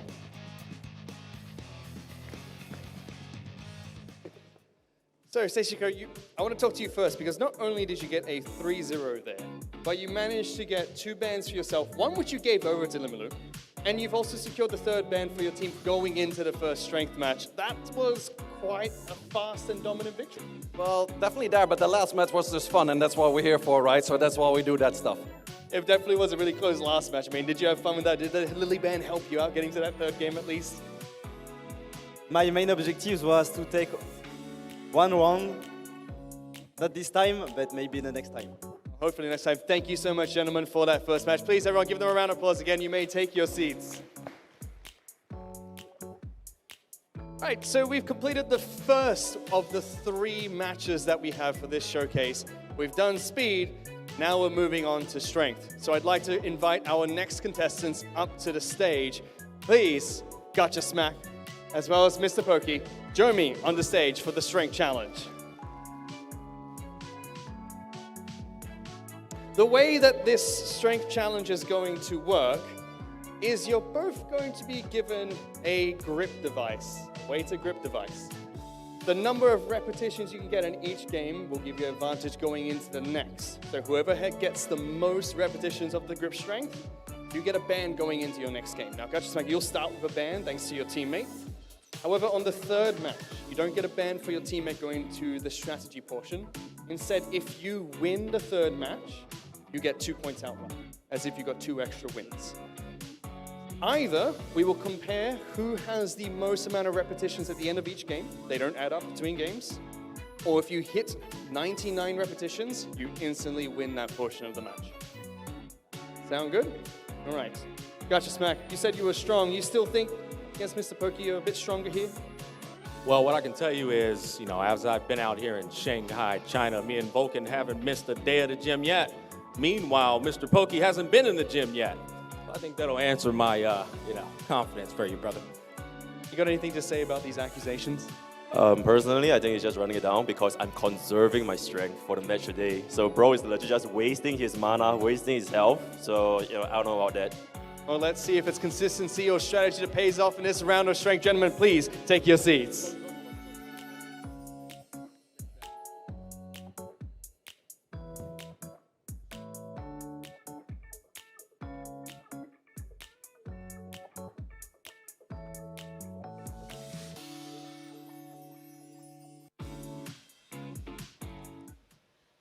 Haven't missed a day at the gym yet, Vulcan. I went once, by the way. I went once right at the start, and then unfortunately, I've been sleeping. You had a bit of an accident on that day, but I'm not going to tell the audience about that one. But yes, no. These two great friends as well. It's been great in the background. So great to see a bit of friendly competition. This one, as Mr. Pokey might say, could be absolute cinema. So looking forward to this game coming out on this one. Absolutely, and obviously, as Matt mentioned, there are some rules. There are the power grip that you've got to get at 99 repetitions on the hand grip. And it's not easy, by the way. It is a tough hand grip to use. I mean, I'm hoping they crank it up to max because we tested it yesterday. That thing is bloody tight. Yeah, and obviously if you get to 99, the first person to get to 99 wins and gets the ban for the next pick. However, in the third game, if you win the 99 or the most, repetitions in the third game, you get 2 extra points for your team. So it adds a little bit of strategy here. Are you just going to go straight up for the bans to try and get the points through, pick and ban victory? Or are you going to go for the extra 2 points, conserve your strength, and go for a very quick 99 in the final game to get those 2 points for your team? Yeah, definitely got to wait and see. So we see on the screen at the moment the scores and, Seishizo taking out those 3 points. Limulu coming so close in that last match, which was fantastic to see. A bit of a good game at the end there. Yeah, actually, do you know what? I really, really hoped Limulu won that because it was just such a cool game. If one slumber landed, there was a real shot at that going his way. Anyway, we're going back, having a look at these rules. As we know, you get a point for winning. That puts 3 points in the bank of Team Nico Nana going into this second phase. However, in this one, the power round, it is power in every sense. You can win for 3 points for getting the wins in the game, but you do have those extra 2 points, the only round where there are extra points available at the end if you're able to win the mini game. So a total of 5 points available in this series. So a lot of points, and it can swing the match either way. Yeah, definitely a very pivotal round, this one, with the only one being access to the 2 extra points, bringing up to an 11-point total available for either team to grab from. So, the boys really have to sort out their strategies. Do they want to, like you said, conserve their strength and just save it for the last round and see how they go? But, I think a bit of pride is going to come out and they're going to want to win both rounds. I mean, especially for Gacha, he's got the pride of being a PT. He's a personal trainer. He's going to want to make sure he dominates the power round. We are waiting with Matt up on stage with Gacha and Poke for this first match of the series. Let's see how it goes.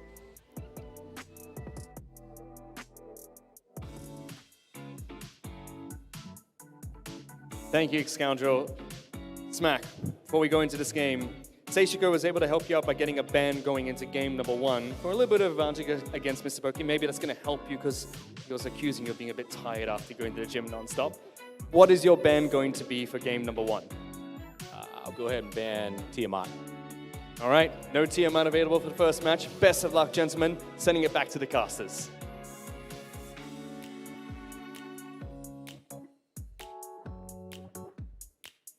Go here. We are ready to go here on the second game of the series, or the first game of the series, the second series in total. And Gacha Smack banning Tiamat. So Tiamat off the cards. Mr. Pocky not able to run a more defensive turn 2 team in that case. Yeah, I think we might be seeing a bit more of the Revelation build out of Gacha Smack. Maybe that's his strategy. We'll have to wait and see. But, you know, I'm looking forward to these ones. These guys have a nice friendly rivalry. So hopefully we actually get some good matches in this one as well. It looks like Gacha Smack taking the Lily first up. Lily being on Jackal, probably having access to a lot of speed. They're already cranking it, and there's no holding back from this one. They're trying to get to 99 as fast as possible, and it is cranking. Smack getting tired already on one arm and switching, or maybe that's a strategic move there. Pokey trying to sort it out as well. Checking his score. He does pick up the Heinrich on Revelation. Wait, Gacha's done. Is that 99 already? Is that just at 99 in the pick and ban phase? Okay, I think he's done. Well, there's no way you can get it that quick. I'm not sure what happened there, but it does look like he was going for it. The man was a madman. We do have Mr. Pokey's Tsukiyomi on the White Fang, meaning we're probably looking at a super fast Tsukiyomi on the Swift Raid build as well. Then we see Smack take up the Revelation Freya and the Revelation, the White Fang Messiah. My eyes are a bit shot trying to see this, but it is going to be the White Fang Messiah that he's got in there. So big damage coming out of Smack with that Revelation Freya into Messiah. But what can Pokey bring back, and how fast is Pokey is the question. We need to know speeds on both of these teams. Obviously, we've got Tsukiyomi, so has the ability to advance pretty much anyone straight to the front of the queue if she's fast enough, so always going to be a threat. It's going to be Holden coming in from Pokey here, so we're waiting for a next pickup on his side.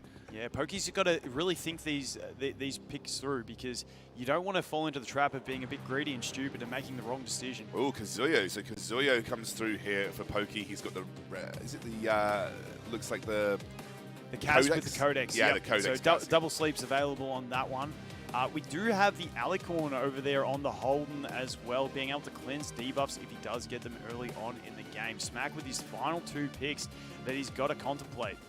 Now, I think we might have to rejig this and make them get to 500 on the counter, because that was way I think it quick. maxes out at 99, so it might just be the max. The Obol coming through here for Gacha, again with the Codex, so has the double stun available to him as well. And then we're looking for a final pick to round out his comp. So double Revelation, or actually, no, rather White Fang, as you mentioned. So Revelation on the Freya, so heavy damage coming out from her. White Fang Messiah gives him a little bit more single target priority if he wants to make sure he's focusing someone down off the back of a big Revelation hit from Freya. Yeah, and that O-Ball being on Codex means he can also be very fast. So we've got 2 speed threats and then 3 massive damage threats. But we always see that Freya, even on Revelation, is yet again another speed threat that you can bring in. So Pokey got to take his last pick. I don't know if he has any defensive options. If he doesn't have another one, it's going to be... Oh, it's the Hoya! Okay, yeah, I wouldn't be surprised to see the Messiah out of this one, but we do still have the O-Ball to deal with, who has the stuns as well. So there goes the Lily off the team. I just spoiled that for them, so we'll just wait. It's okay. It can be difficult. He's going to get rid of the Tsukiyomi. So the Lily and speed Tsukiyomi is gone. I would anticipate the Freya, maybe even the Kaz being the fastest in the game. Quick, yeah. We'll have to wait and see. You tend to build Kaz pretty quick for Doki Doki anyway, so I mean, let's just see how it runs. It looks like it's going to be the Holden being super fast. Mr. Poke is running a bit of Teramaton.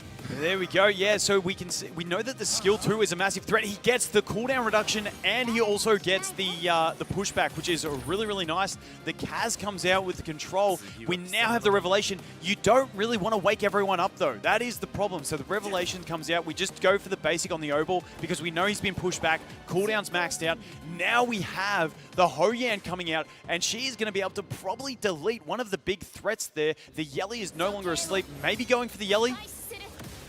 Goes for the O-Ball, who was kind of locked out already. Bit of an interesting choice on that one. But we have the Codex Kazuya, and she's coming up next again. So. Yeah, we do have the sleeps to bring back on this one.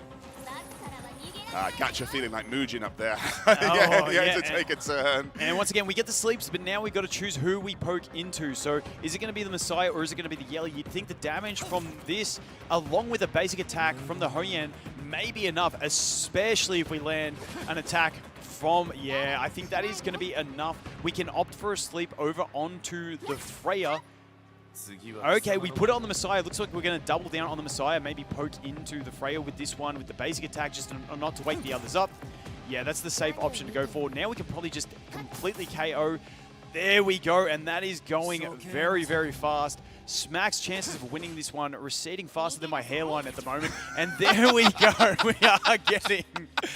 This is a massive threat round out of Pokey. He does opt for the skill 3, hoping to kill the Messiah. If he doesn't kill the Messiah, it is it's gets an them easy both blast. down Mr. Pokey, he might have lost he might have lost the power round, but he absolutely dominated in game. Gotcha Smack having the brawn, but looks like Pokey having the brains in that one.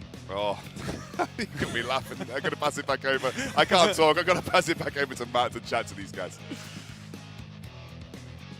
Thank you, gentlemen. You know, it's not a great outcome to lose, but the best thing about winning by, winning with the grip is that Mr. Pokey doesn't get to speak. You get to do all the talking here. So you still get a ban even though you didn't get the point.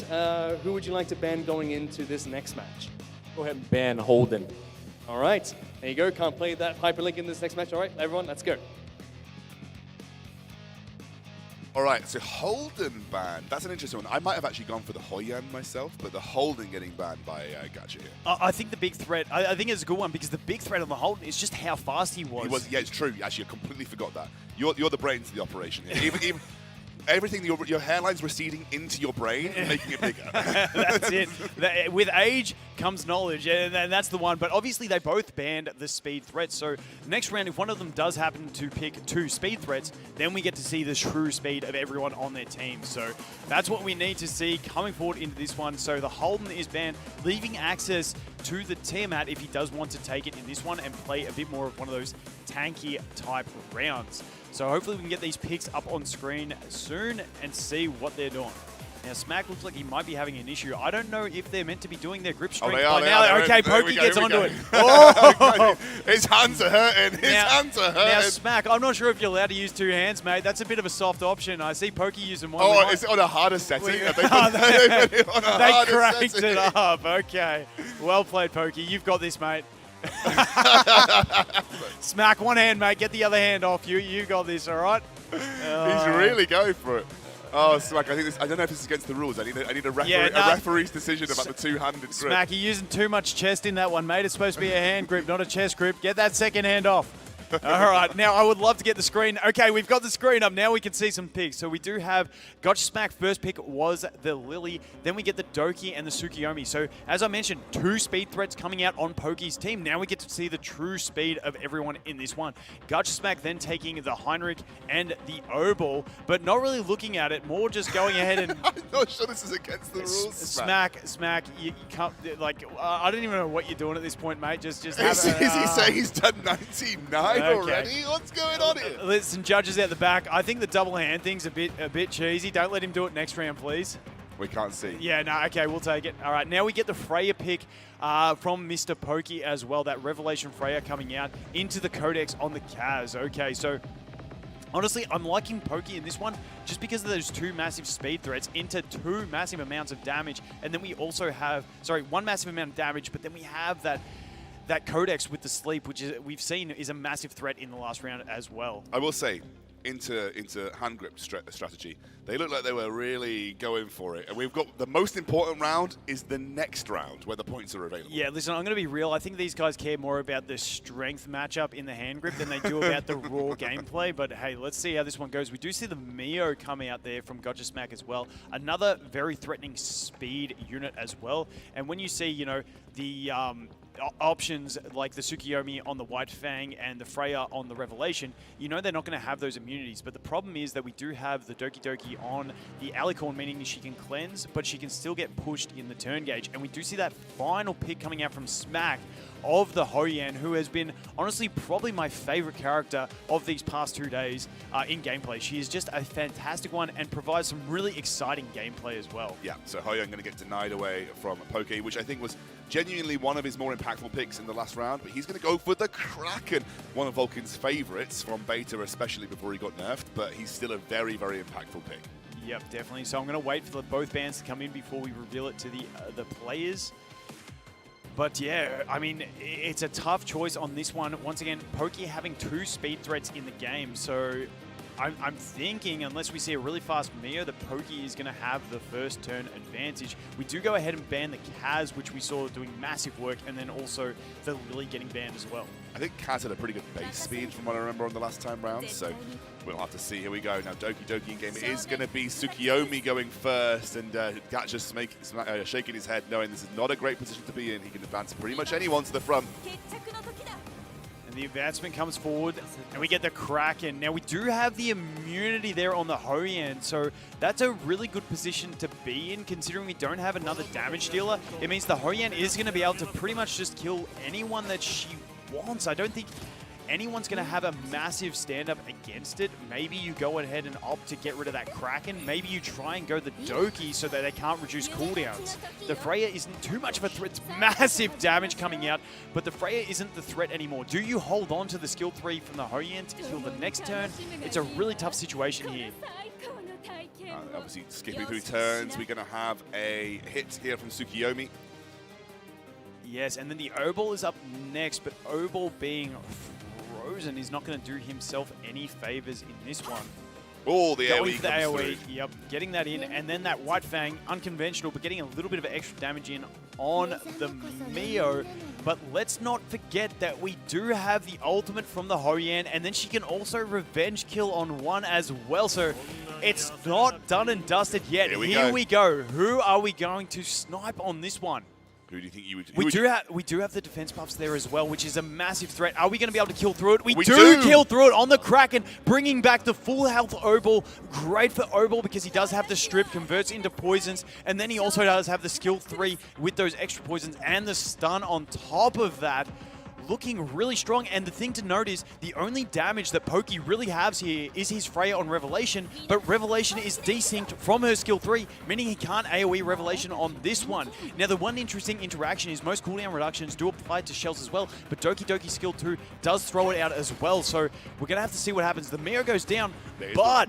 Oh, he's got it, and it does tee up, so the Doki Doki playing fun and games and resyncing that skill 3, but this is where we're going to see the big revenge come out from the Hoyan, and we do proc it, and I'm assuming we should see a kill. And we do, and we get the Mio back. Massive turnaround in the play there. We see the AoE coming out. Now, we are going to get around to the next turn as well with that Hoyan because she does have the Soul Ward. Now, in we come. We do proc it, but we are silent, so we don't get to use anything on the O-Ball. We're only going to be able to push out a little dot, and that is going to be it. Now, I don't know. It's still anyone's game because that Hoyan, after her next turn, is at massive threat of getting deleted. And then we do have, obviously, the Doki Doki, where she's going to cleanse at the start of hers, and also we get the kill with the White Fang. And we got the silence here as well. We don't get the freeze, so what kind of damage can we get on this basic? Because after this one, it's not looking great. We do get that little bit of healing thanks to the count, so we got a little bit of healing back up. Now, are we going to be able to kill the Hoyan here? That's pretty close. I think this is going to be it. Oh! Now, it's going to be a very interesting one. This could be a long, drawn-out match, because if that Mio does manage to kill the Tsukiyomi, it's going to be just a slow match. And if it does come down to Mio and Doki, they kind of both have a really annoying matchup. So this could be a nice little 15-minute match of the boys sitting there. We do get the double freeze, but once again, Doki's passive giving the cleanses. And so long as that Tsukiyomi is alive, it's just giving him more and more advantage. We're going to probably see the kill here, and it is. Now we are down to a support 1v1. I'm going to sit back a little bit in my chair. There's not too much excitement to go, so we're just going to have to slow play this. Doki going to get the cleanse every time, though. Opting for the basic attack, not stacking it up. And we're just going to have to slowly see how these two go about this one. You know, we do have the extra control. The gauge manipulation is going to be nice on that one. I can't see how many stacks Doki has because I'm an old man now and my eyes are shot, but she does continually cleanse and get those buffs as well. Every basic has a chance to give her an extra stack as well. Yeah, so she is fine. And the damage amplification from Doki looking like it is going to shine through, and that is going to be it for Gotcha Smack. Not going to have enough damage on that Mio to get over the Doki, and the DPS Doki probably going to take it away from him. Has got the CC, but not enough because obviously the cleanse is coming through. Doesn't actually land that one this time round.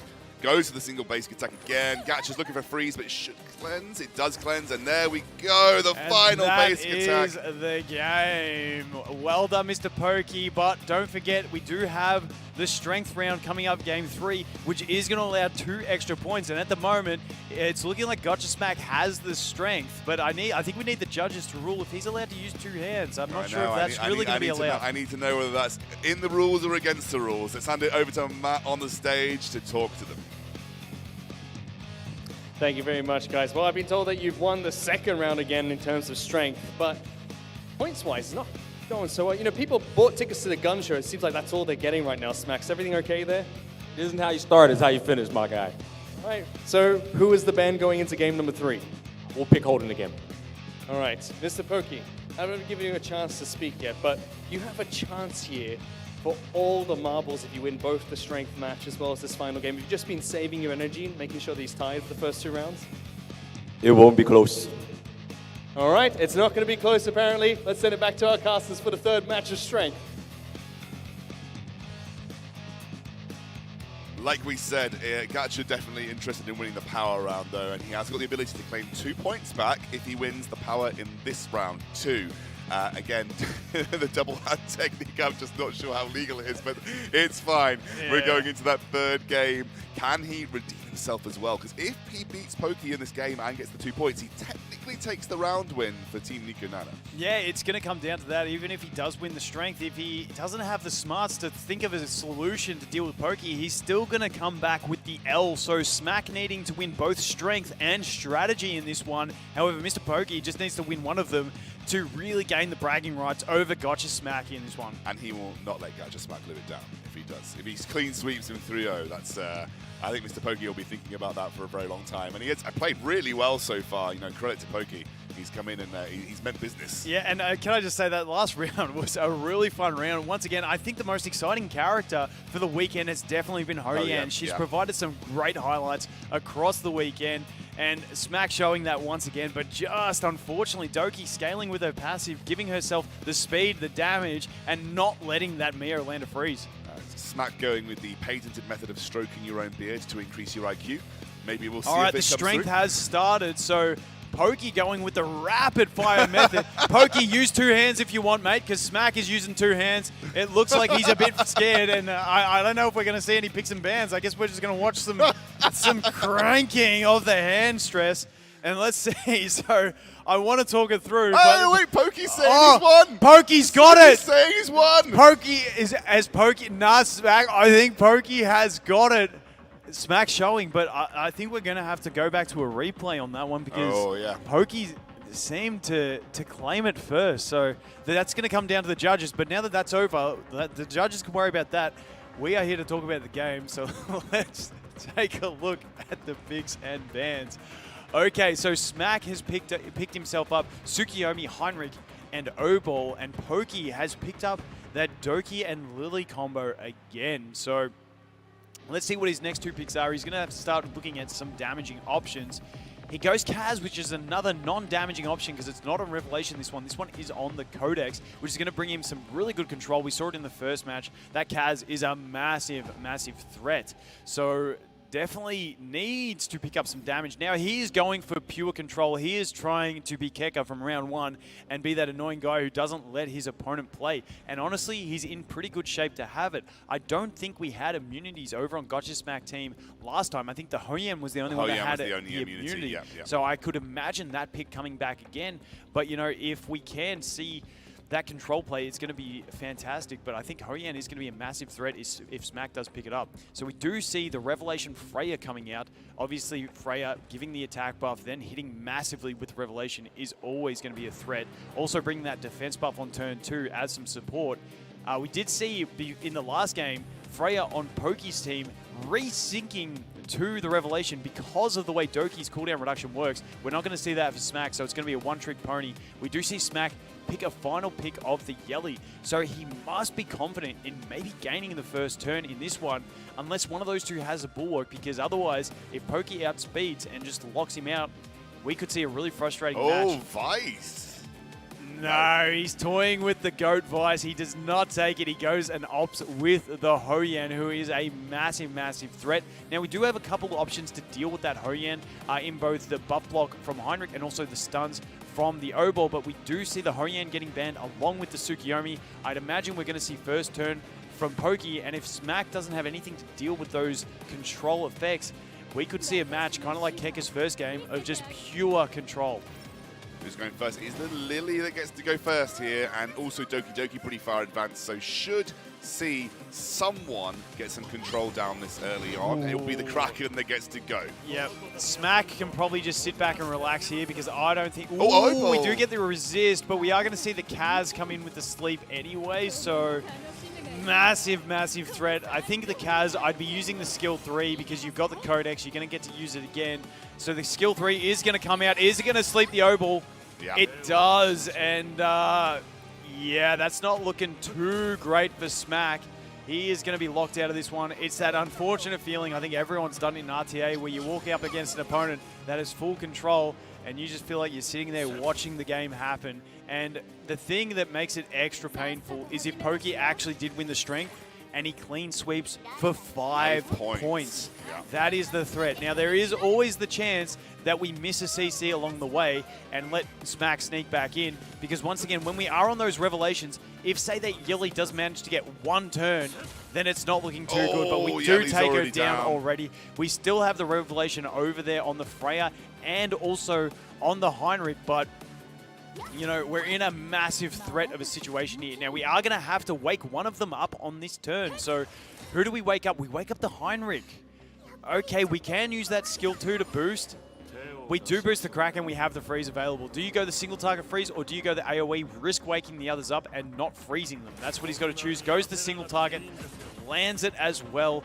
Looking pretty safe at this point. Gets the second turn of that freeze as well. So getting completely locked out.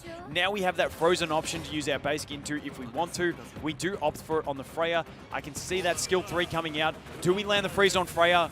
We do. And now we can reduce those cooldowns once again. Smack looks like he's already fallen asleep. I don't know whether he's fallen asleep or if he's been knocked out by the pure pressure of Pokey's abilities there. But okay, he's still alive and breathing. But I don't think he's going to get to press a button in this one. He's frozen right now. Obviously has not much damage coming up, but you don't need it when the enemy team's locked up for so long. That's going to be the second one dropping.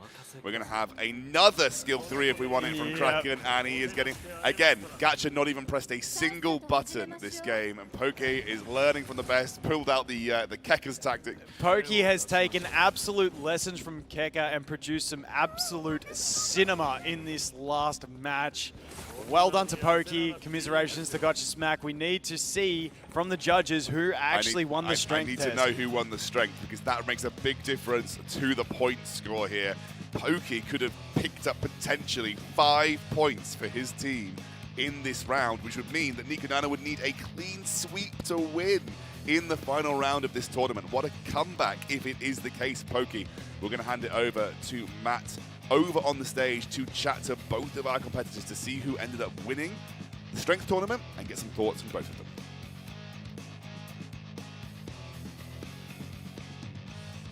Thank you very much, Scoundrel and Vulcan. Please, gentlemen, join me on the stage as soon as you can. Smack, Pokey, That was an interesting battle of strength there. We know that Pokey picked up all 3 games. Smack, I've got to tell you what you've won. You have won 2 bans, but that's all you got in that match. Not the best performance, I would have to say. Honestly, I think I started the strength thing late. I didn't realize it was on the table until I think he was probably halfway done. But in terms of the game, yeah, no, well played, man. I just got slapped. No excuses. I mean, Mr. Pokey, you did say that you saved the best for last. You managed to pick up all 5 points for your team. Was that your strategy all along, just wait to the end, or really was it just fastest fingers first to get that button at the 3rd game? Actually, I didn't really expect to do that because I didn't know that every single crowd control unit would be available, and someone just permanently made Bro not take a single move, and I honestly feel really, really bad, but yeah, good game, good game. Oh, you still picked up all 5 points despite feeling bad. Thank you so much, gentlemen. You may head back to your teams. Please give them a round of applause. But now we have finished both speed as well as strength. So only one thing left to do, which is to get into the final round, which will be strategy. Please, gentlemen, join me on stage, James Murr, as well as YDCB.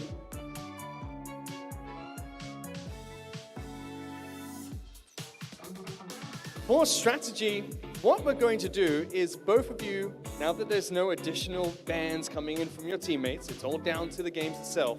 Before each match, you're going to be able to pick a card, which will be reason, odd, or hollow. And based on the hierarchy of what wins in the game or what has a strength over the other in the game, if you beat your opponent's card, you get a ban going into that match. If it's a draw, we'll keep drawing until we have a winner. We'll do this for each game to decide who gets that extra ban. But if you get the win, you still get the points. So, I want to start with you, James Murr. Are you feeling lucky going to this one? Because YDCB said he is quite lucky. Yes, luck has a big win by my side. Oh, it's great to hear that luck's by your side. YDCB, you say you don't need strategy, you've just always been lucky. Do you think that's going to play a part today? Yeah, I spied his account. It's pretty strong. I'd say it's 50-50. But as a gambler, 50-50 is wonderful. Oh, 50-50. All right, gentlemen, please take your seats and let's start the first match for strategy.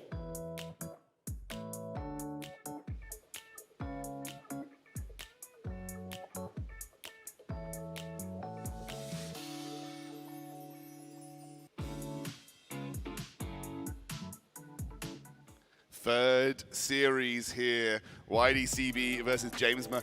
This is a big deal for Team Nikonana. They need to win all 3 to actually come away with the win. Now, I don't know what happens if we get to a tie. I have no idea. But there is a situation where we could end up with the... Oh, no, we can't. No, we can't. There's 11 points to choose from. I was trying to math it. I was trying to math it out there. And good thing we weren't on screen because I was DDoSing there. I had no idea. I was trying to calculate. For some reason, I thought Nikonana had 4. I was like, wait a second, that doesn't make sense. Anyway, yeah, no, you're right. Can't get a guaranteed draw here, but Nikonana do need to win all 3 in order to get the win. So just one win from YDCB. YDCB would end up winning the ultimate tournament here for Team Doki Doki, and that means they get the opportunity to spin for those prizes. Yeah, definitely. That middle round with Smack and Pokey was so pivotal, and getting 5 points is just a massive one for them. Again, it is the same rules as normal. If they win the mini game, they will get a strategy ban on each game. Now, instead of affecting the next game, strategy will only affect the current game. So they're going to do it before the ban phase happens.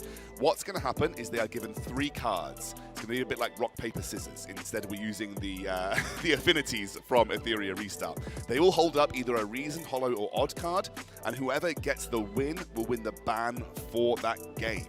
So, a little bit of luck will be involved. So maybe YDCB, if he gets the lucky pull and manages to beat out his opponent, then he will be able to pick up those bans for the game. Yeah, definitely. YDCB, a veteran in the space. I remember watching him about 10 years ago before I even started making content. And yes, he has always been lucky. He's always been very lucky. Well, let's see if he is soon. Now, obviously, heading towards this first game, he did say that he had a quick look at James's account and said it was pretty strong. I think I've seen a little bit of backstage look at the account, and it is a pretty strong account. So YDCB will have to see if he has his animus to be able to match up against him. Yeah, definitely keen to see the strategies they bring in this one. Yeah, absolutely. We're going to hand it over to Matt on the stage for that first pull to see who gets the ban and get into that first game. Thank you very much, gentlemen. YDCB as well as James, but before we get into this match, I'm going to need you to both pick a card. Once you're ready, just indicate to me you know what card you picked. You've got yours. James, do you have your card? All right, on 3, I'm going to ask you to show it to the camera. 1, 2, 3. All right, we have odd being picked, and we have reason being picked, so odd wins. What ban would you like to ban? Messiah. Okay, no Messiah being able to be picked in this. Best of luck, gentlemen, for the first match of strategy. Let's send it back to the casters. It's not going to be a lucky start for YDCB. He will lose the Messiah in this one as well. So again, Messiah kind of coming in a little bit here and there, not as prevalent as you'd expect to see from, you know, the general PvP ladder. I think most players, when they jump into standard PvP, they're like, Messiah's everywhere. But again, getting banned away from this one, so YDCB will not get his hands on that. Does that mean we could see James Murr playing more of a tanky type setup, that he's trying to ban one of the big DPS threats?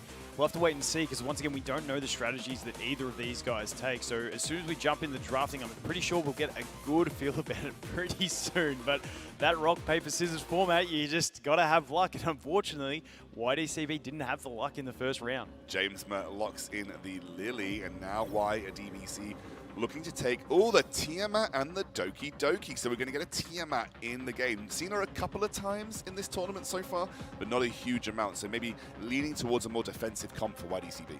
Yeah, it looks like I said, I thought James Murr may have been playing the defensive formation, but he does have the Revelation, and YDCB is playing that more Bruiser-type meta based on these first 2 picks. And we do see double Revelation with Revelation Freya and a Revelation Yelly. Now, that Lily also is on the Alicorn, so even if she's not quick enough, she can cleanse those debuffs and get through. Same with this Veronica. She is on the Alicorn as well. Veronica really good at cutting in between your opponents. And there's the Hoyan. So, you know, YDCB having this great turn 2 play that he's got available to him, and James Murr going straight in for the full Revelation plays, bringing in his second booster. It looks like he hasn't locked it in yet, but if that Tsukiyomi comes in, he is going all in for damage. But just keep in mind, we have the Veronica that can cut in, we do have the Hoyan who can revenge kill, and we have Tiamat who's just a massive bruiser threat.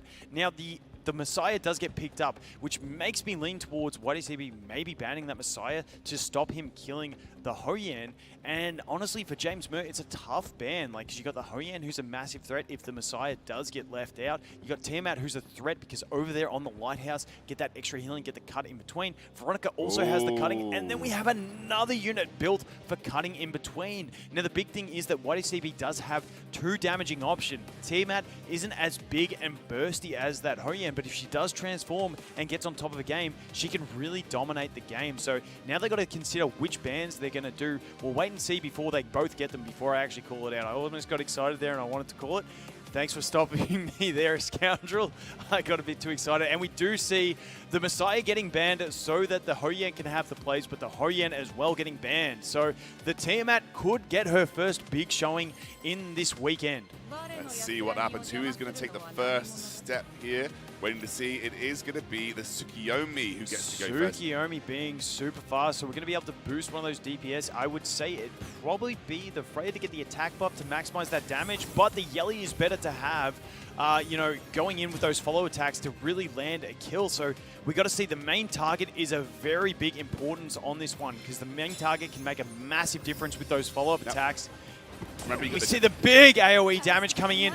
The Lighthouse triggering on 2 of those units. Going to be able to cut in between, and just not enough damage to deal with that Tiamat. However, we do have the Freya coming in as well with the Revelation damage, which means I do think we are going to see the Doki Doki and possibly the Veronica getting dropped here. The other 2 should survive. Only the Doki Doki. And we do see the Bramble Rock, and the Tiamat instantly transforms, which means we have big damage coming out from the Tiamat. It's not massive because she is so low on health. Now, I don't know if she's skilled up. I didn't see a heal on the transformation, so that means she may not be skilled up, lacking a little bit of that damage, because Tiamat's damage is based on how high her HP is, and she is getting low. Now that Lily has an ability to boost here, who does she go ahead and boost? Are we going to see the boost on the Tsukiyomi randomly so that Tsukiyomi can leap in between?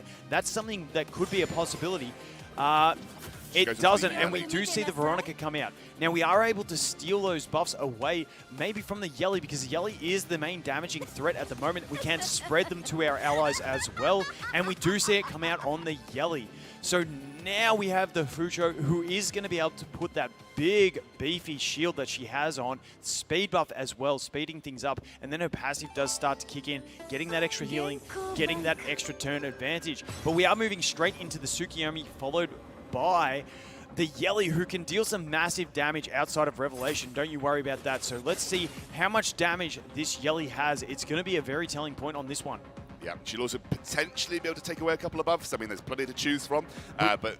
We did also see, sorry for cutting in, we did see that the Tiamat is on Bramble, so she has a chance to revenge. Is she going to, did not proc the revenge, okay, only 2 arrows as well, but keeping that Tiamat very low is an important thing, so her damage is not as high.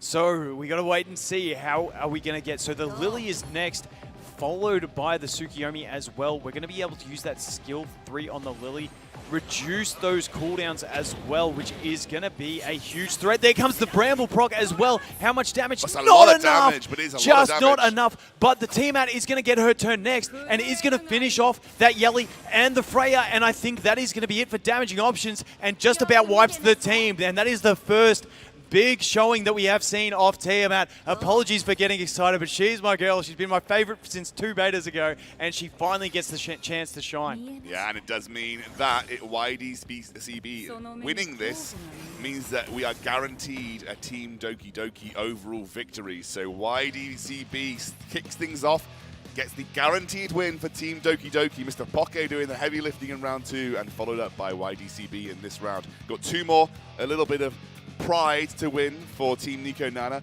but we are going to see exactly how they feel after that. That was a pretty intense game, and you can see just how strong Tiamat can be. Yeah, definitely a fantastic showing that Revelation isn't the only way to play. Exactly. We're going to hand it back over to Matt on stage to chat through that game as we head into the next. Thank you very much, gentlemen. YDCB with the win there. Might not be lucky in the first draw, but you did get the victory. So now let's go into the second draw before we start game number 2. Please pick your cards, gentlemen.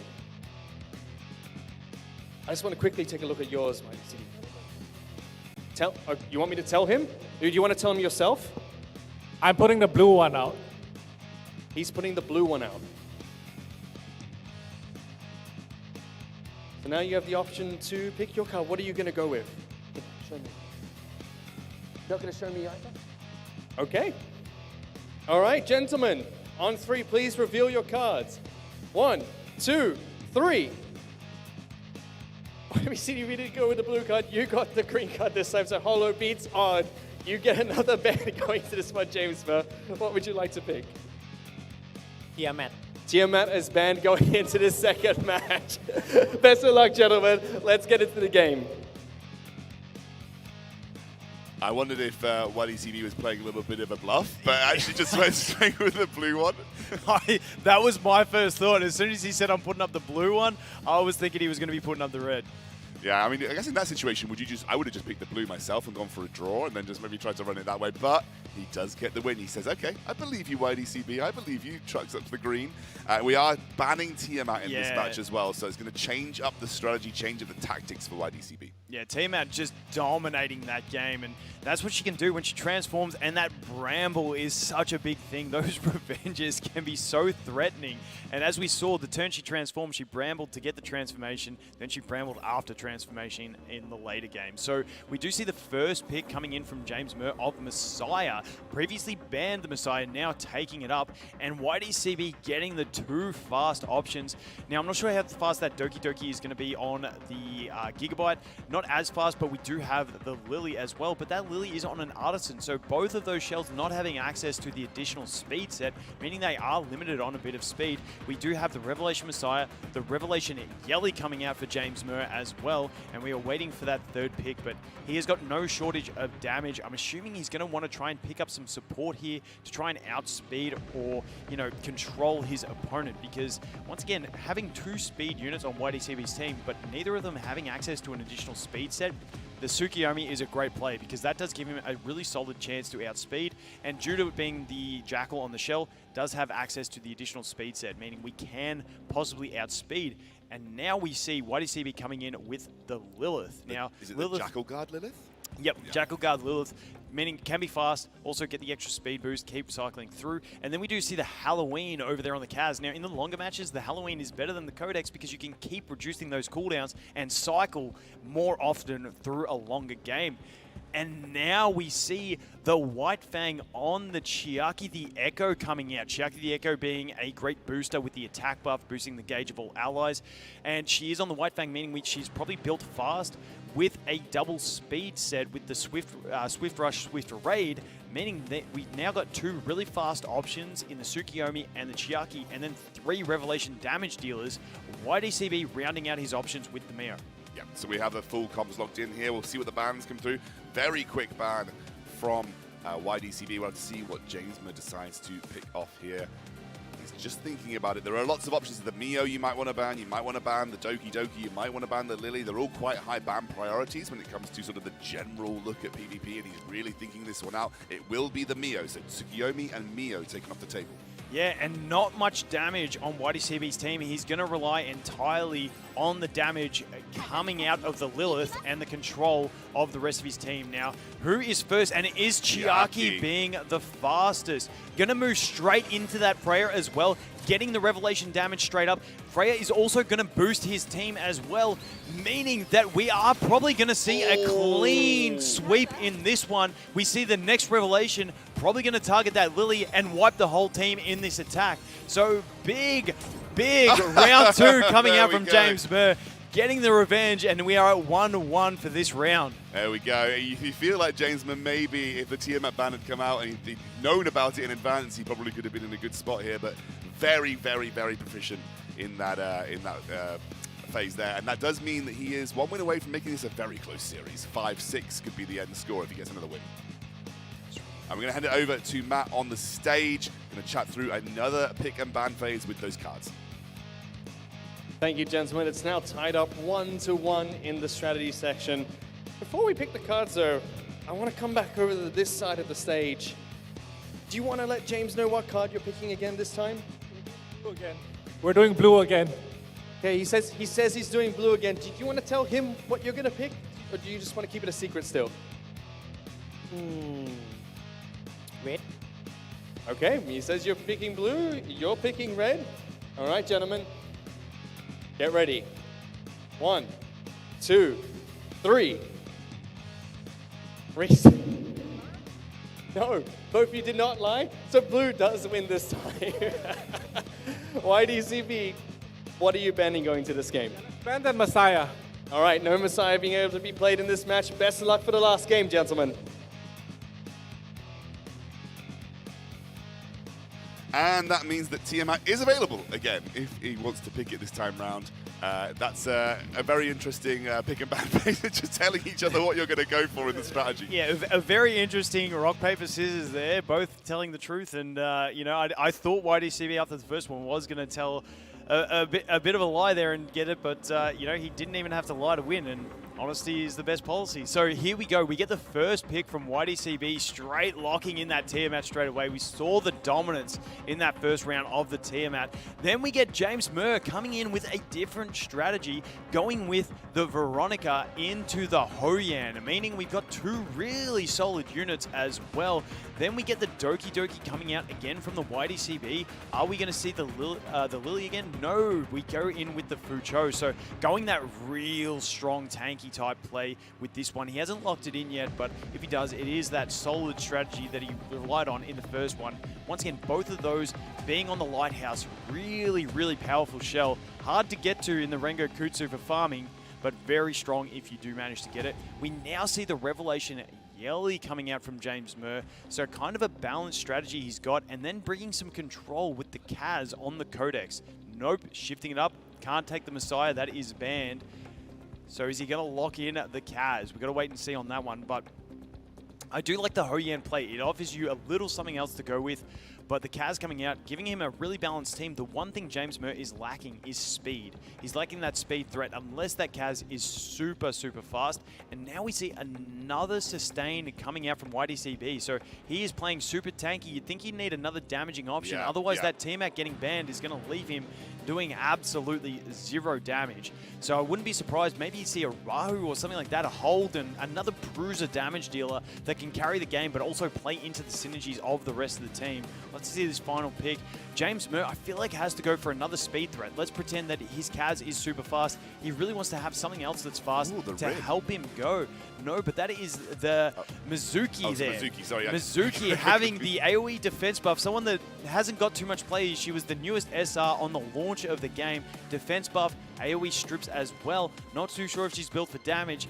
I'm thinking that this is looking a lot better for James Mer because we don't really have any damaging options. If that T-Mac gets banned, we're kind of just playing the real slow sustained game. And we know how fast Chiaki is if he went for it. He goes for the Freya, though. I actually like the Freya more. Now that you see your opponent's team, knowing they have no damage, they have no control, you just want to take as much Revelation as possible just to nuke them and get the job done. So I can imagine seeing maybe the Freya getting banned because the Revelation and the attack buff amplifying the others, or you ban the Yelly, or you do ban the Hoyan. I'm going to say I do like this from James Mer as being a bit of a clean sweep because once we get those Revelation attackers to go through, they're probably just going to wipe it in 2 turns. So let's see how this comes through. And it is going to be the Freya first, being fastest, followed by the Kaz. We are going to get that big Revelation damage coming out, and it does do a lot of damage. We do get the cut in there. Is the cut in enough? It is. So now we're going to get the big shield, and this is going to drag the game out a little bit further. Obviously, there's no way of reducing Revelation cooldown like the Doki Doki this time round, so we're going to be waiting for that to be, it's going to be off-cycle for the Freya for a lot of the game. We are going to get the sleeps. Unfortunately for him, the Doki Doki's on immunity, meaning these sleeps are not going to stick because once the Doki Doki takes a turn, she is going to start cleansing her team. So that's why we opt for the basic attack, but, you know, it's not really going to matter too much. We could have got some extra gauge push out of it. We do have... And the one thing to note is our main sustain over on this team is going to be the Veronica with her skill 2, providing those shields. Outside of that, we have no heals, so this could be one of those long matches. Now that Freya is desynced from the Revelation, meaning she can't do that big AoE damage in the next turn, we're going to rely on the Yelly's damage. Yeah, we do still have the Yelly, which is a lot of burst damage depending on how well it's built. We have a couple of people to go through, and obviously Doki Doki's going to be able to advance a couple of others before we get there as well. But we're just waiting for the Yelly to see how much damage she'll end up doing here. We've got the Doki Doki to go through. Maybe that'll advance the Mizuki as well. Yeah, I'm not sure on that skill 2 option because it leaves the Ling Luo quite low, meaning that she is at threat of being killed, especially if targeted, which means it's going to make the job much easier. Who's the target? Ooh. No, the target was not on the Ling Luo. If it was, she would have been down right there. But it looks like we are going to get to recover because that Freya, even though she is on an attack crit build, I don't think she's going to be able to kill, and she's going to opt for the skill 2. So now we have probably the option to go ahead and take that shield, or are we going to strip the buffs and spread them? I'm honestly liking the look of YDCB more as this goes on. We need to last a couple more turns with the Yelly to get another big damage out because our control through the Kaz is kind of mitigated in this round. We opt for that skill 2, does a reasonable amount of damage, but the skill 3 being available means we're going to get a big heal and be pretty well topped off in this one. Yeah, it's interesting. I thought the Yelly was going to go for the Ling Luo. That felt like the game-winning play to get rid of the massive sustain coming from her. Doesn't actually obviously land any of the slumbers, so unable to really capitalize with the Kaz. And as you mentioned, there isn't much damage here, but plenty of sustain and plenty of buffs, which means it might be a slow grind to get this one through, but YDCB looking good. Yeah, just the lack of sustain, and once the Yelly goes down, it's pretty much done. So we're just going to have to kick back here, relax, and just wait until that next Yelly turn, or until Yelly gets knocked down. And that's got damage coming out there from the Mizuki. Meaning I don't see James Mer's access into victory in this one, unfortunately, unless we hit some very high roll RNG. Yeah, maybe we get 8 in a row. We got 1, we got 2. We only got 2, and that is not enough. Yeah, I'm not liking the options. We can go the the steal. I mean, if we do steal all of those buffs, that does give us a lot of healing with those whale prayers. So, you know, the longevity actually is coming out, found a way to provide some healing to the team. You know, turning that extra healing provided by Ling Luo against them and providing it to our team over there to get the heals and extend the longevity of the Yelly. I mean, obviously we just saw Revelation proc on the Freya again, but unfortunately, as it's not a 3-turn cooldown for her ult, off cycle for her ult, so the damage is really limited to the S1, which is very, very small realistically. Yelly's still on relatively low HP. She's also not the fastest in the world, so therefore her turns cycling into that whale prayer are going to be a little slower than the rest of the team. But once she does get to her turn, she should get a decent chunk of healing here. And here she goes. She gets a turn, does get a bit of a heal up. It's still not massive. She still is at threat of dropping. But we do the basic attack, and we get 2 arrows, but we need the Revelation to have any chance. I think once he gets around to his next turn with Yelly, if he does get to another turn of Revelation, he will be using it over on the target of the Ling Luo. This is interesting. I actually maybe would have waited till Revelation came back up for Freya. Maybe that was a little bit too long form game, but there was an option to wait for Revelation, just keep spamming S1s. Yeah, definitely. You could do that. It would have taken another 2 turns if my math isn't failing me to get there. But the problem is as well now, Yelly is not going to be able to land the defense break either, which he did land last time. So, you know, I think this is the last chance. Next Revelation on Yelly is our last chance to gain a victory. Otherwise, it is going to be game over. I don't see another way out for it on that one. And we will have the big shields to deal with as well. Yeah, they have come through, and you can see Ling Luo looking pretty tanky here. CC not going to land on any of the opponents, so Kazuya just not feeling like a great pick this time round. Hasn't really had that much impact on the game just due to the amount of immunity. Will actually go for the single target CC though onto the Fusho. And if the Yelly does go down, we still have the damage of the Revelation from the Freya, but then I kind of like the Mizuki cleaning up the late game in the enrage phase of the game if it comes to it. And there we go, the big damage coming out there and landing the kill. So I don't really see a way forward on this one. I think that Mizuki is going to clutch it with the damage. I think the next target you focus down is going to be that Freya, and once that Freya is gone, there is absolutely 0 threat of damage on the opposing team, except for the skill 2 from the Veronica, but it still ain't going to be anywhere near enough to deal with. No, and obviously because we just saw the S3 get used off cycle, we're not going to be able to go into a Revelation S3 from the Freya anytime soon either, so we're going to have to wait at least maybe like 5 or 6 turns for that to come around again, and I don't think we're going to get that far. Obviously, as you mentioned, as we get into sort of the enrage point, the Mizuki's going to be very strong. Look at the amount of buffs they've got. It's incredible. They do get a lot of sleeps, but Doki Doki should be useful here to get people back up. We also have the whale prayers as well, which are also going to cleanse. There is no way to land a debuff on this team. We have the Revelation, but once again, it is not synced up with the skill 3, meaning we're not going to get enough damage out of it. We have the Revengers coming out as well. And yeah, I think we're just waiting for the inevitable to happen in this one. Yeah, Mizuki's going to take another turn here. Again, nice punch Down onto the goes Freya. the Freya. First showing of Mizuki, and it is coming out pretty well. Very long form game. They're going to get a nice speed up, trying to go onto the Mizuki to stop her from taking action. But as you mentioned, there's just so many ways to cleanse debuffs at the moment. Whale prayers, Doki Doki, not an easy way. Going to get the immunity locked on them with the whale prayer as well. So again, even if the Kazuya was able to do anything, which she really isn't at this point, it's going to be very, very tough. Mizuki will just start to chip away at the 2 remaining Animus on Jamesman's side, and that means YDCB should take this final game of the series as he gets another kill here with 1 left. Veronica's the only one left available.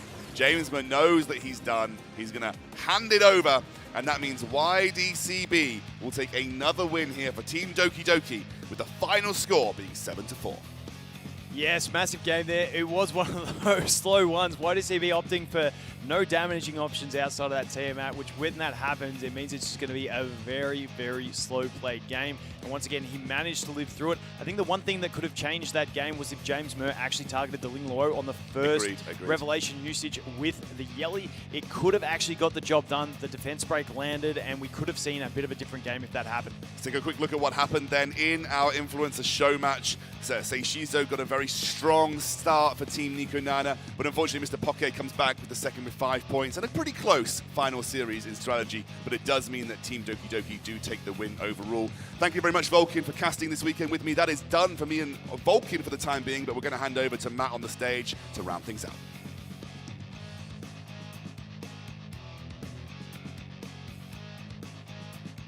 Thank you very much, Vulcan, as well as the Scoundrel. We are now done with the Influencer Show match, but before we get into wrapping up the show, I'd like to invite the two contestants that came down. Oh, YDCB. Jason was gone already. Must have absolutely devastated him in that last match. I mean, you finally won one of the coin flips, and then you won the game. You know, is that a coincidence, or is that just how luck works? I think if I lost that coin flip, I lose the game there. Because he was forced to ban Tiamat, right? Oh, that was scary. Well, you were able to pick up the win. Congratulations. And your entire team won the Influencer Show match. So I'd like to invite the rest of your teammates up to the stage. Please give them a round of applause. Team Doki Doki.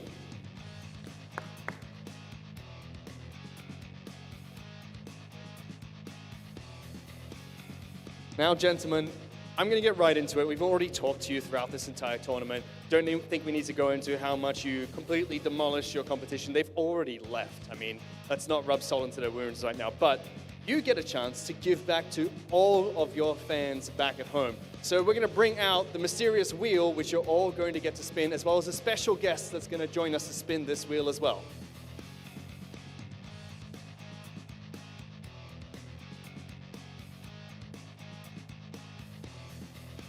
The way that this is going to work is each of you are going to get one spin of this wheel. Wherever it lands, the entire Ethereum Restart server will get this reward. Each of you get one spin, and I'd like to invite back to the stage Game Director Jack to join us, who'll get one more spin to join all of you. Please welcome Game Director Jack.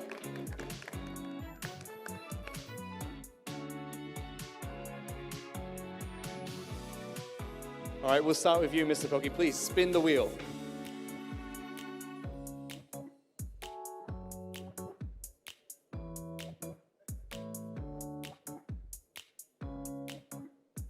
And we have 200 Hydro Crystal. Wait!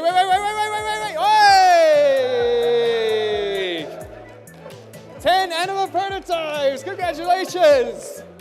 How did that happen? All right, okay, we'll let this one slide. You're up next.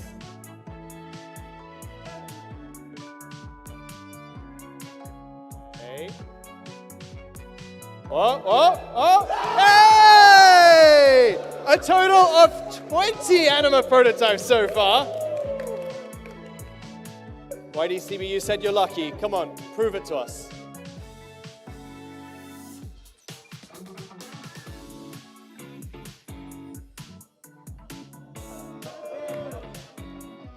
One Apex prototype, that's not bad.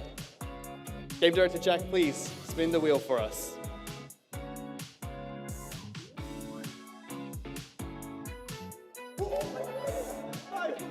Is that 5?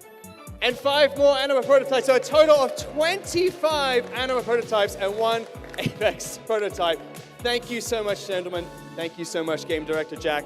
Now, that is officially the end of our broadcast. However, before we go, there are still a few people that we need to thank. Firstly, Team Doki Doki, thank you so much for the amazing performance, as well as Team Nico Nana, that is backstage.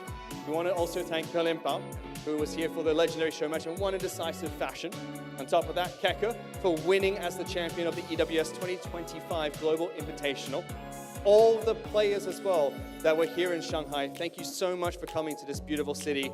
And for the 120 back at home, literally this tournament could not have happened without you. We know you weren't able to make it here today, but we still respect your valiant effort in the tournament. The Game Director Jack, as well as all of the production, broadcast crew, and everyone else behind the scenes, thank you so much for putting together a fantastic broadcast. Last but definitely not least, our shoutcasters, as well as our cosplayers, and definitely all of you back at home. Without you, none of this would have been possible. Thank you so much, and we hope that you all have a good night.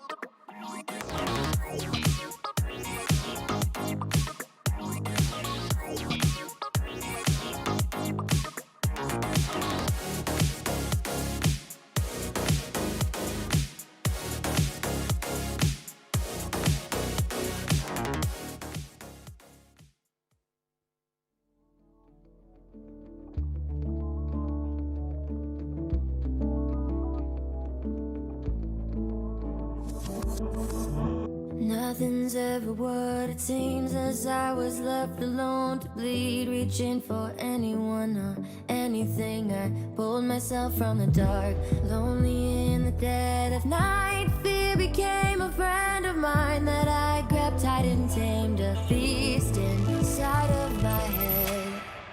Something led me out, a very glimpse of what was soon to be, the final piece of all my fantasies. Everything I ever dreamed on the horizon now, taking hold of insecurities. The strength I knew I had inside would be my savior now.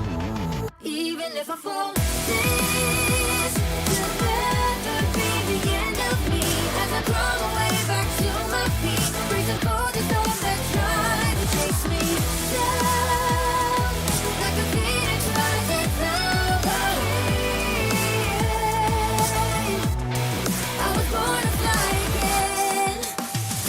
Thought I was left for dead, but I was born to fly again. Thought I was left for dead, but I was born to fight again. Thought I was left for dead, but I was born to fly again.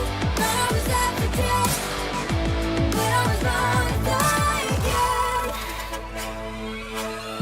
Can you hear the battle cry? Whispers turning your blind eyes. Listen closely, let it in, and you'll be safe and sound. Lonely in the dead of night, take my hand and hold tight. We'll walk through fire, taming beasts inside of our heads. Something led me out, a very glimpse of what was soon to be, the final piece of all my fantasies. Everything I ever dreamed on the horizon now, taking hold of insecurities. The strength I knew I had inside would be my savior now. Even if I fall,